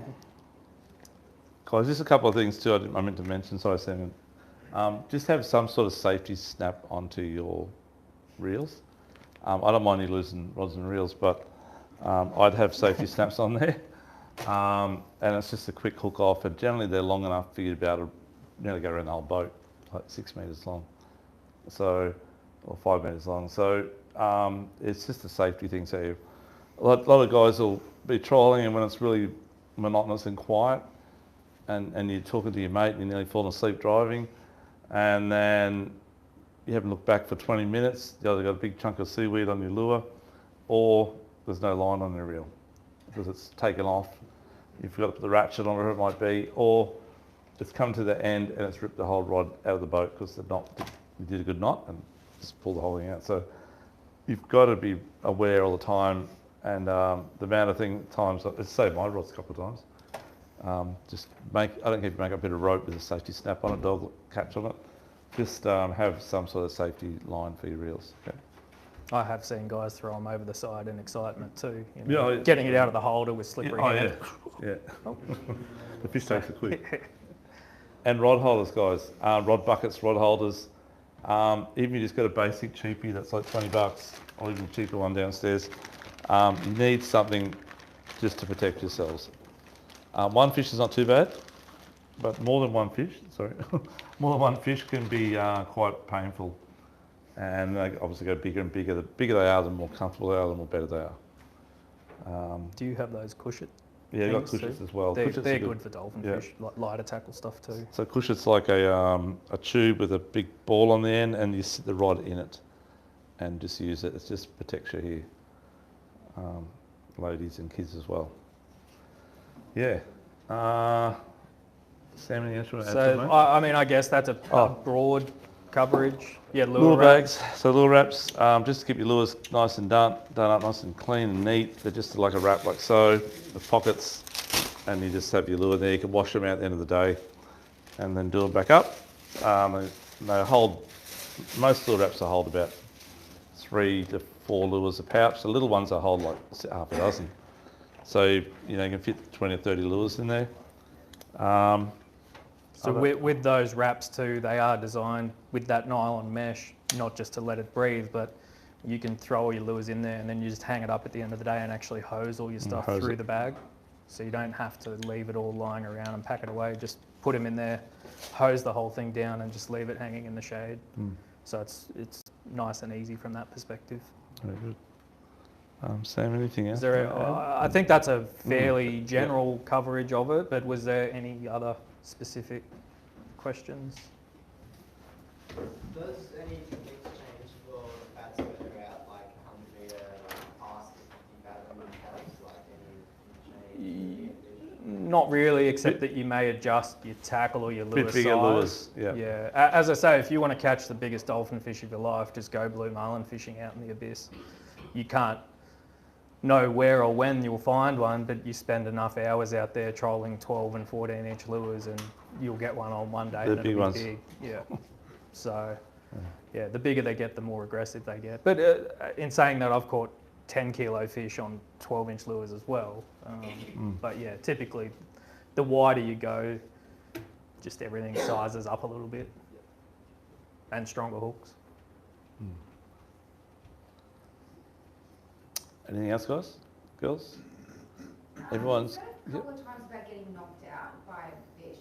How often have you seen that happen? I've been flogged pretty hard by big dolphin fish by trying to sit on it, trying to hold it down. It's about 20 kilo, and it threw me off maybe 2 or 3 times, but I had a couple of Bundies prior to that, and that could be part of the parcel. Not so much knocked out. I have seen a mate get knocked out by a gaff pole on a shark, but that's a story for another night. No, but they've got big tails, and they're just a ball. I mean, all game fish are just all muscle, whether it's a tuna, a dolphin fish, or a marlin. So they are, even at 20 kilos, they've got the strength of a man. Like they're a strong animal. So if you just let it wildly go nuts and you sort of go to dive on it at the wrong time, the tail can flick up and sort of hit you in the face or hit you somewhere else that's not pleasant, and the head can come up, you can get hit by the head. So it's not a case of you're going to get knocked out every day you go fishing, but it's just something to be aware of, that you just don't go diving in there, especially, as I say, if you're trying to brain spike them with a knife, that can go a bit haywire. So it's just... Last time my wife would get in the boat. Yeah, it's more just about being aware that they are strong and they can flip quite high off the deck. So you just have to, as long as you're aware of it, you go into it safely. They're super hyper. Another way to handle them that works quite well is we run a hook on a rope. Bend them. And a tail rope, and you basically can carry it around with a handbag. Yeah, so you bend the fish into a banana and you put the hook through its jaw and wrap the cord around its tail. We've had them stacked in the corner of a great photo, about 5 or 6 sitting like handbags along the side of the boat, and they just sit there, they won't go anywhere. Yeah. Sharks don't get it. You eliminate all their strength as soon as you put a bend in their body. So even before if you make up it's a big hook with a cord on it, but even before you get to the stage of putting that in, if you can get hold of its tail, you just push its head into the corner of the boat or into the gunnel and just put a bend in it while someone else gets things ready. As long as it's bent, it can't get that leverage to start flopping around. Okay. Sam, all done, mate?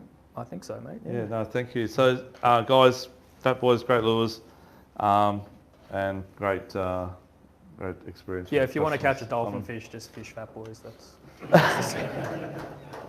thanks, Sam. Cheers, mate. Thank you. Okay, I think that's about all, but I just have to see, like, do the school teacher thing, see who was listening tonight.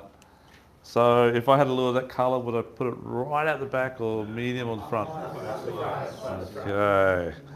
And if I had this bad boy over here, would I have him right at the back because it's a bit bright underneath? Yeah, good.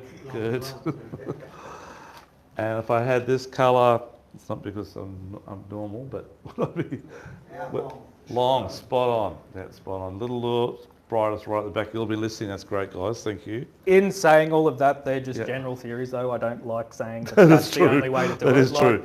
Put a pink lure in close and put a black one out the back. I have so many customers come back in because I'm always trying to milk information, especially if I'm going to go for a fishing trip the next day. And I'll say they show me the photos of the dolphin fish, they smashed it, whatever. And then I'll say, oh, what lures? And I'll say this one, that one, that one. And then I'll say, oh, did you have that in the front or at the back? I don't know, I just threw it in the water, you know? And they smash it. And then I get other guys that come in and when the start of the marlin season, they've caught a couple of good marlin and I'll say, and I shouldn't be telling you this, but they'll say to me, I'll say to them, oh, because I'm going fishing again the next day, you know? What colour lure, which one was it? That one there I sold the other day. I'm looking at his sale, trying to work out what he's bought, you know. And he goes, oh, no, not that one there. And he's looking at the wall, and it'll be the cheap one over in the corner there that costs like $16 rigged. And I was like, okay. So, that happens sometimes. Yeah, and you know what? It can vary from boat to boat too. Like I've had customers and mates that I've fished with that will sell them or they bought a particular lure. It might be that 8-inch tube there in that colour, and that catches like 20 marlin in a row, and dolphin catches everything behind their boat. So you tell 30 other people, and they all go out and buy them, and then ring you and say, I haven't caught a single thing on that lure. Like you've given me a dud, but for whatever reason, I don't know why or how. And I have seen, I've seen the opposite. There are some lures that just seem to work all up and down the east coast, from Cairns to Hobart. It doesn't matter what fish, what boat, it catches them. And then there's other colours and there's other lures that it might be your best lure, and then 20 other people in the room fish it and can't catch a fish, and there's no rhyme or reason. Sometimes the harmonics in boats, especially in inboards, and that particular lure works really well with that particular boat. It's just the way it is. And those guys are out there sometimes every day or once or twice a week, and they soon work out what works well with their boat, as Sam's saying. What colour and what type, and that's just their boat. And the answer is just buy 50 of them and try them. Totally right. Okay, I was waiting for that one. We'll finish on that one. Okay. Guys, thanks for coming along. So I hope you guys get out there over the weekend. Saturday looks really good, guys, at this stage, but it changes daily, the weather. So there you go. Like today, I looked at, I went whiting fishing early this morning at 3 o'clock, and I looked at the chart, and it said a bomb was saying northerly or northwest northerly at 10 to 15 knots this morning, 20 knots this afternoon. As we all know, it blew about 5 knots today. Got a bit rougher out wider, but it was only about 10 or 12, 15 knots maybe. But it blew southwest this morning. And then I looked at windy. Windy said southwest today, tomorrow and Friday. Saturday morning, sorry. Bomb's still saying northerly, 15, 20 knots. So it's all over the joint. These guys have a good guessing game, you know. So my suggestion would be just be prepared, go. As I said before, it depends on the water clarity, depends on the day you're heading out. When you're getting out there, you soon realise how far you're going to go. Just be prepared to go that bit further if you're up to it. There's not much swell at the moment. There is a little bit of current, but there's not much swell. There's not much wind until Sunday afternoon, I think, Sunday midday. Comes howling. Yeah, so if you get a chance to go, probably Saturday or maybe early Sunday morning if you're working tomorrow. If you're not working tomorrow, I'll be getting home soon and getting the boat ready, guys. Already done? Okay. Would you use a parachute or a drift anchor? Yeah, that's a good question. If I'm drifting the fads, probably not. The reason being it's only short drift. So when you're drifting a reef, you may have a kilometre or half a K drift and you're backing up and continuously with it, you know, and using the chute. When you're at a fad, you've only got that sort of 200 or 300 metre section to drift, 200 metres max generally. So by the time you deploy the chute and it starts to hook in, you're probably halfway back to the fad, and then it's nearly time to pull it up. Or if you get a dolphin fish, they have a bad habit of jumping over the joint, and it'll get in the way a bit, mate. If you're bottom fishing, it's straight up and down, it's not too bad. But these things are all over the joint. And if you get 2 of them on, or 3, at the same time, yeah. So I wouldn't use it, no. You can use them encoder to control your drift though, if you've got one. Just don't spot lock around. Yeah, don't talk to Dougie about spot locking with it. Yeah, you can use those to slow your drift and also use the autopilot function to control the drift angle in a smaller boat. Yeah, like I have been coded on my smaller boat. It's only 4.8 metre tinning. I'm out there a lot in that. The thing is, I don't use it much for dolphin fish unless the current's not too bad, like light current, but windy. I'll use it when it's windy because my line's still naturally going down nicely with the slow current. But to use it to hold yourself in the current is a wrong thing to do. Not only does it annoy the people that are there, but the problem is as soon as you throw your line out, it's just like shoom out the back of the current. And it's not natural, and it's very hard to get your line or bait or lure to work properly in the current. So you're better off drifting, because when you're drifting at the same pace, and your line can be a lot more natural in the water. So my suggestion would be to only use the electric, which I do, only when it's windy. Okay, then little boats, you got to be careful the waves don't come out the front out there, but that's part of the parcel. You probably do the same. Yeah, I look at the angle of the line. Same as like float lining as well. I try and keep my line at about a 45-degree angle. So if it's up, you know, real shallow angle, your bait's way on the surface, the current's ripping. if you've got wind against current, I actually use my Minn Kota to speed up my drift so that I'm keeping up with the bait and to get that line angle down. If your line angle straight up and down, you've got too much weight or you want to try and slow things down a bit. Yeah, natural drift's the best. Yeah. Okay, thank you. Okay, guys, I'll swap sides with you again, Sam, if that's all right. Go for it, Cheers, mate. mate. I'll go Final this back, way, Dougie. sorry. Thank you. Thank you, Sam. I was going to get Stu out to talk about casting, but next He would time. fit better through there, actually. Yeah, he would actually, yeah. Yeah, that's not what you call that brand, the lure of that brand, is it? Okay, guys, so first prize we've got tonight is a lot of stuff in here. Get rid of that off there. I think it's around about 400 something bucks. We've got $1,400 of gear tonight, guys, giving away, and I think there's 8 prizes. Sammy, you can draw the first one.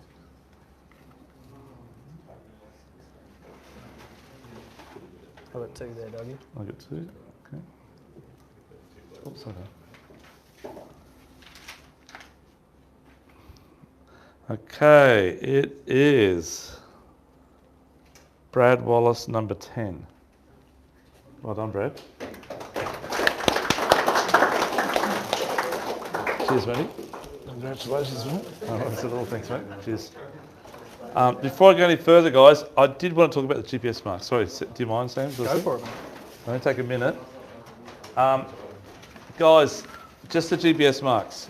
Okay, just to tell you how I've done this, which would have been much better if the fisheries done this way and done it from 1 to 15 or whatever. But anyhow, so we only have one fad in close here, which is out on the 24 fathom reef off sort of Broadbeach.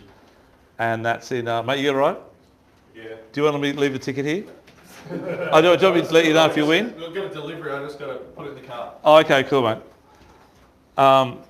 So that's the under 50 metres one. That's fad 1. Yeah, put my glasses on, it's a better idea. Sorry, guys. Okay, so that one's straight at the front. To give you an idea, there are we don't see many little dolphin fish on this fad. It's always like a barren fad with little kingies on it sometimes. There's little dolphin fish there at the moment. But in the last 2 days, there's been about 2 or 3 marlin caught there. I think the marlin are feeding the little baby dolphin fish. Yep. And they're there at the moment. There's another customer got one again today there as well. Got a good lure colour there for that, though. Yeah. And that is the closest thing you're going to get to a dolphin fish. And dolphin fish, I think dolphin fish eat dolphin fish. They probably do. They eat everything. Yeah. The next one's under 70 metres. So what I've done on each section is start at the most northern one in the similar depth and worked our way down to the bottom end of that depth. So under 70 metres means 36 fathoms, right? So 27.17 is right up near Point Lookout. Point Lookout's on about 27.20, I think, or 18. So it's more or less off Point Lookout. And then the next one down, 27.41, is about off Jumping Pin, just north of Jumping Pin. Next one, 27.48, is Fad 3, which is a very popular fad. It's 36 northeast of Seaway. That's one of my favourite fads for in close. It's about 20k run. Fad 12, C, B and 12, they're the ones like triangle shape, about a K apart from each one, in like a pyramid shape, sorry. And that's straight up from the sea I was talking about earlier, or just north a bit. There's dolphin fish on every one of those fads at the moment. Fad 11 is also another good fad. It holds a bit bigger dolphin fish normally. That's down off sort of about Mermaid or Burley, but out on the 36 fathom reef. Doesn't get touched too badly, that one. Then there's the Tweed Heads fad, which if you ever head out from Tweed out, or go from here down to south fishing deep southern whatever, you pretty well run over this fad. It's on the 36s off Tweed Heads. Okay. Under 100 metres deep, so fad 15, 13 and 2. So fad 15, 27, 23, just south of Point Lookout again. That one's in about, well, I think it's in about 88 metres up there. Really big dolphin fish on that one, guys. That's like, but it's 70 k's from the seaway. It's a bit of a run. Okay. Fad 13, that's pretty well from the, pretty well out from, it's north of Spot X, not quite as far up as the King Reef, but the best way to say it. And Fad 2 is just south of Spot X. Okay. There's one either side of Spot X, so to speak. The 300 metre plus ones, that fad with the question mark, if any of you guys want to go for a bit of a run, it's about 72k run up from the seaway. And that is the one that most of those really big fish hanging up in those photos come from, a lot of those big fish. Everything up there is 20 kilo. Okay, it's all big. And there's thousands of them around there. It's like yellow and green Christmas tree. It doesn't have a number on the fisheries thing, but I can show you it's there because we bottom fish around it a lot. S-FAD. So S-FADs are the sunken FAD. So a sunken FAD sits about 25 metres below the surface. They have 6 buoys up towards the top of it, spaced apart. The last sort of 20 metres or 30 metres is 6 big floats, 300 or 400 mil in diameter. And they're staggered, but it only goes to 25 metres from the surface, okay? The float holds the rope up pretty tight and pulls it up, but the ships can't run over it. So that's the reason why they're at that depth. They hold a lot of fish, they hold a lot of blue marlin, they hold a lot of tuna even, and at times saris and bait and stuff like that.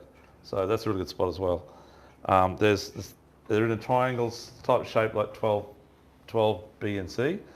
And they do one lot off Point Lookout, which is out from Lookout, which is those first 3, 2B, 2A and 2C. They're just south of Lookout actually. And then FAD 1B, 1C, 1A, that's sort of down around Riv Grounds, getting close to Riv Grounds, Riviera Grounds, which is straight up from Spidex. It's about, from the seaway, about 52k run. So if you're at the 50s, it's about another 15, 20 minutes further out. It's not quite as far out as Riviera Grounds, it's inside of it actually. Yeah, so does that all make sense? Yep. So give them a shot, guys. Yeah, thanks, Doug. We'll get back to work. Okay. My lovely wife Masako is going to draw the next one.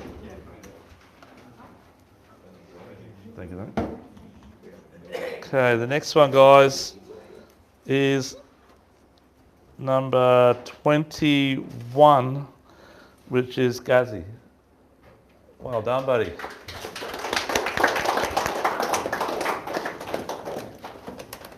I think it's around nearly $300 worth, mate. Well done, buddy. It's worth the drive, mate. Very much. Yeah.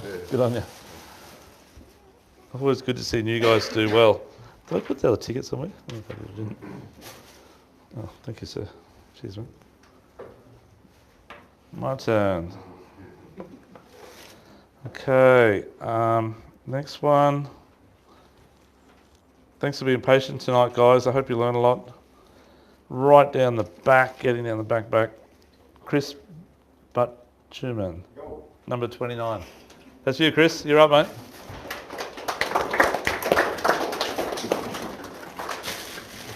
I think it's around 200 or 250. There's a teaser in there too. Fantastic. Well done, mate. Congratulations. Thank you. Thank you. Sammy, you're back up, mate. So, guys, just to let you know while Sam's doing that, you probably have seen it, but our sale goes for 4 days. Starts tomorrow. Well, starts tonight for you guys. So it's 30% off nearly everything in the store. You'll see the list on the thing. And then lures are 30% off, rods 30% off. I think hook rigs and that's 35% off. I'm trying to remember on the top of my head. And it works out cheap. Actually, lures are 35% off, sorry. Is that right? Sorry. Rings a bell. It rings a bell. Sorry, mate. Up the front again. Greg, Roots, number 8. And Greg. I think you did well last time too, mate. No, I didn't. Oh, didn't you? No, Oh, that's right. Yeah, good on you, mate. Thank you. Okay. Saka, your turn. Okay.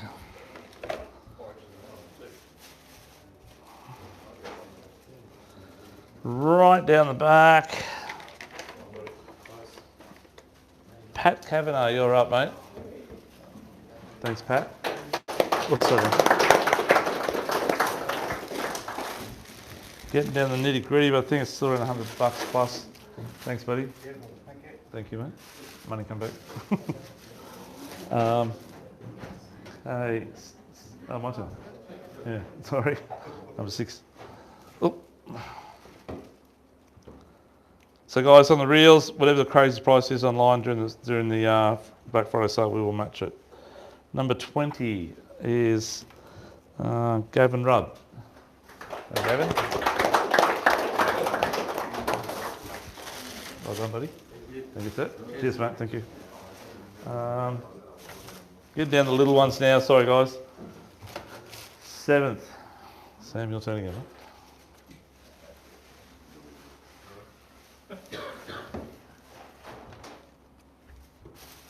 Number 16, which is somewhere here. Seb. Well done, mate. Sorry, mate, get down towards the bottom now, matey. Thanks, mate, cheers. And the last one, oh no, there's another one. There's more Dentel. Sorry. 2 more. 3 more. Oh, geez, it must have been feeling generous. Okay. Is it your turn? Thanks, son. We've got a turn each again. Yay. Thank you. Okay. Up the front again. Number 4, Peter. Well done, mate. Peter Lou. How did I say yourself? That's it. You get a bit higher up one. That one. Cheers, mate. Thanks, Pete. Cheers, mate. Thank you, there. Back to Sam again.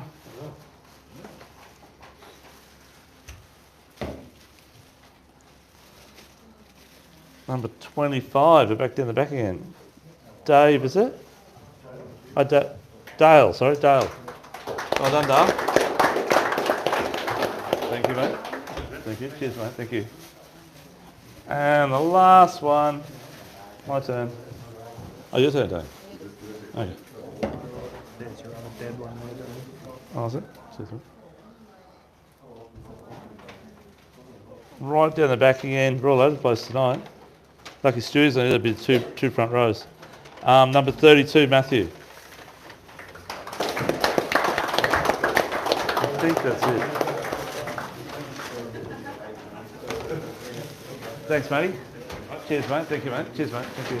Thanks, Sam. So, guys, thanks, everyone. Thank you so much, Sammy. Sam be downstairs for about another half an hour. We'll open for another We'll hang around. 40 minutes. Also, welcome to pop in, or you can pop in over the weekend and do the same deal for the next 4 days. Thank you. Be safe out there, guys, and enjoy it. Go get them.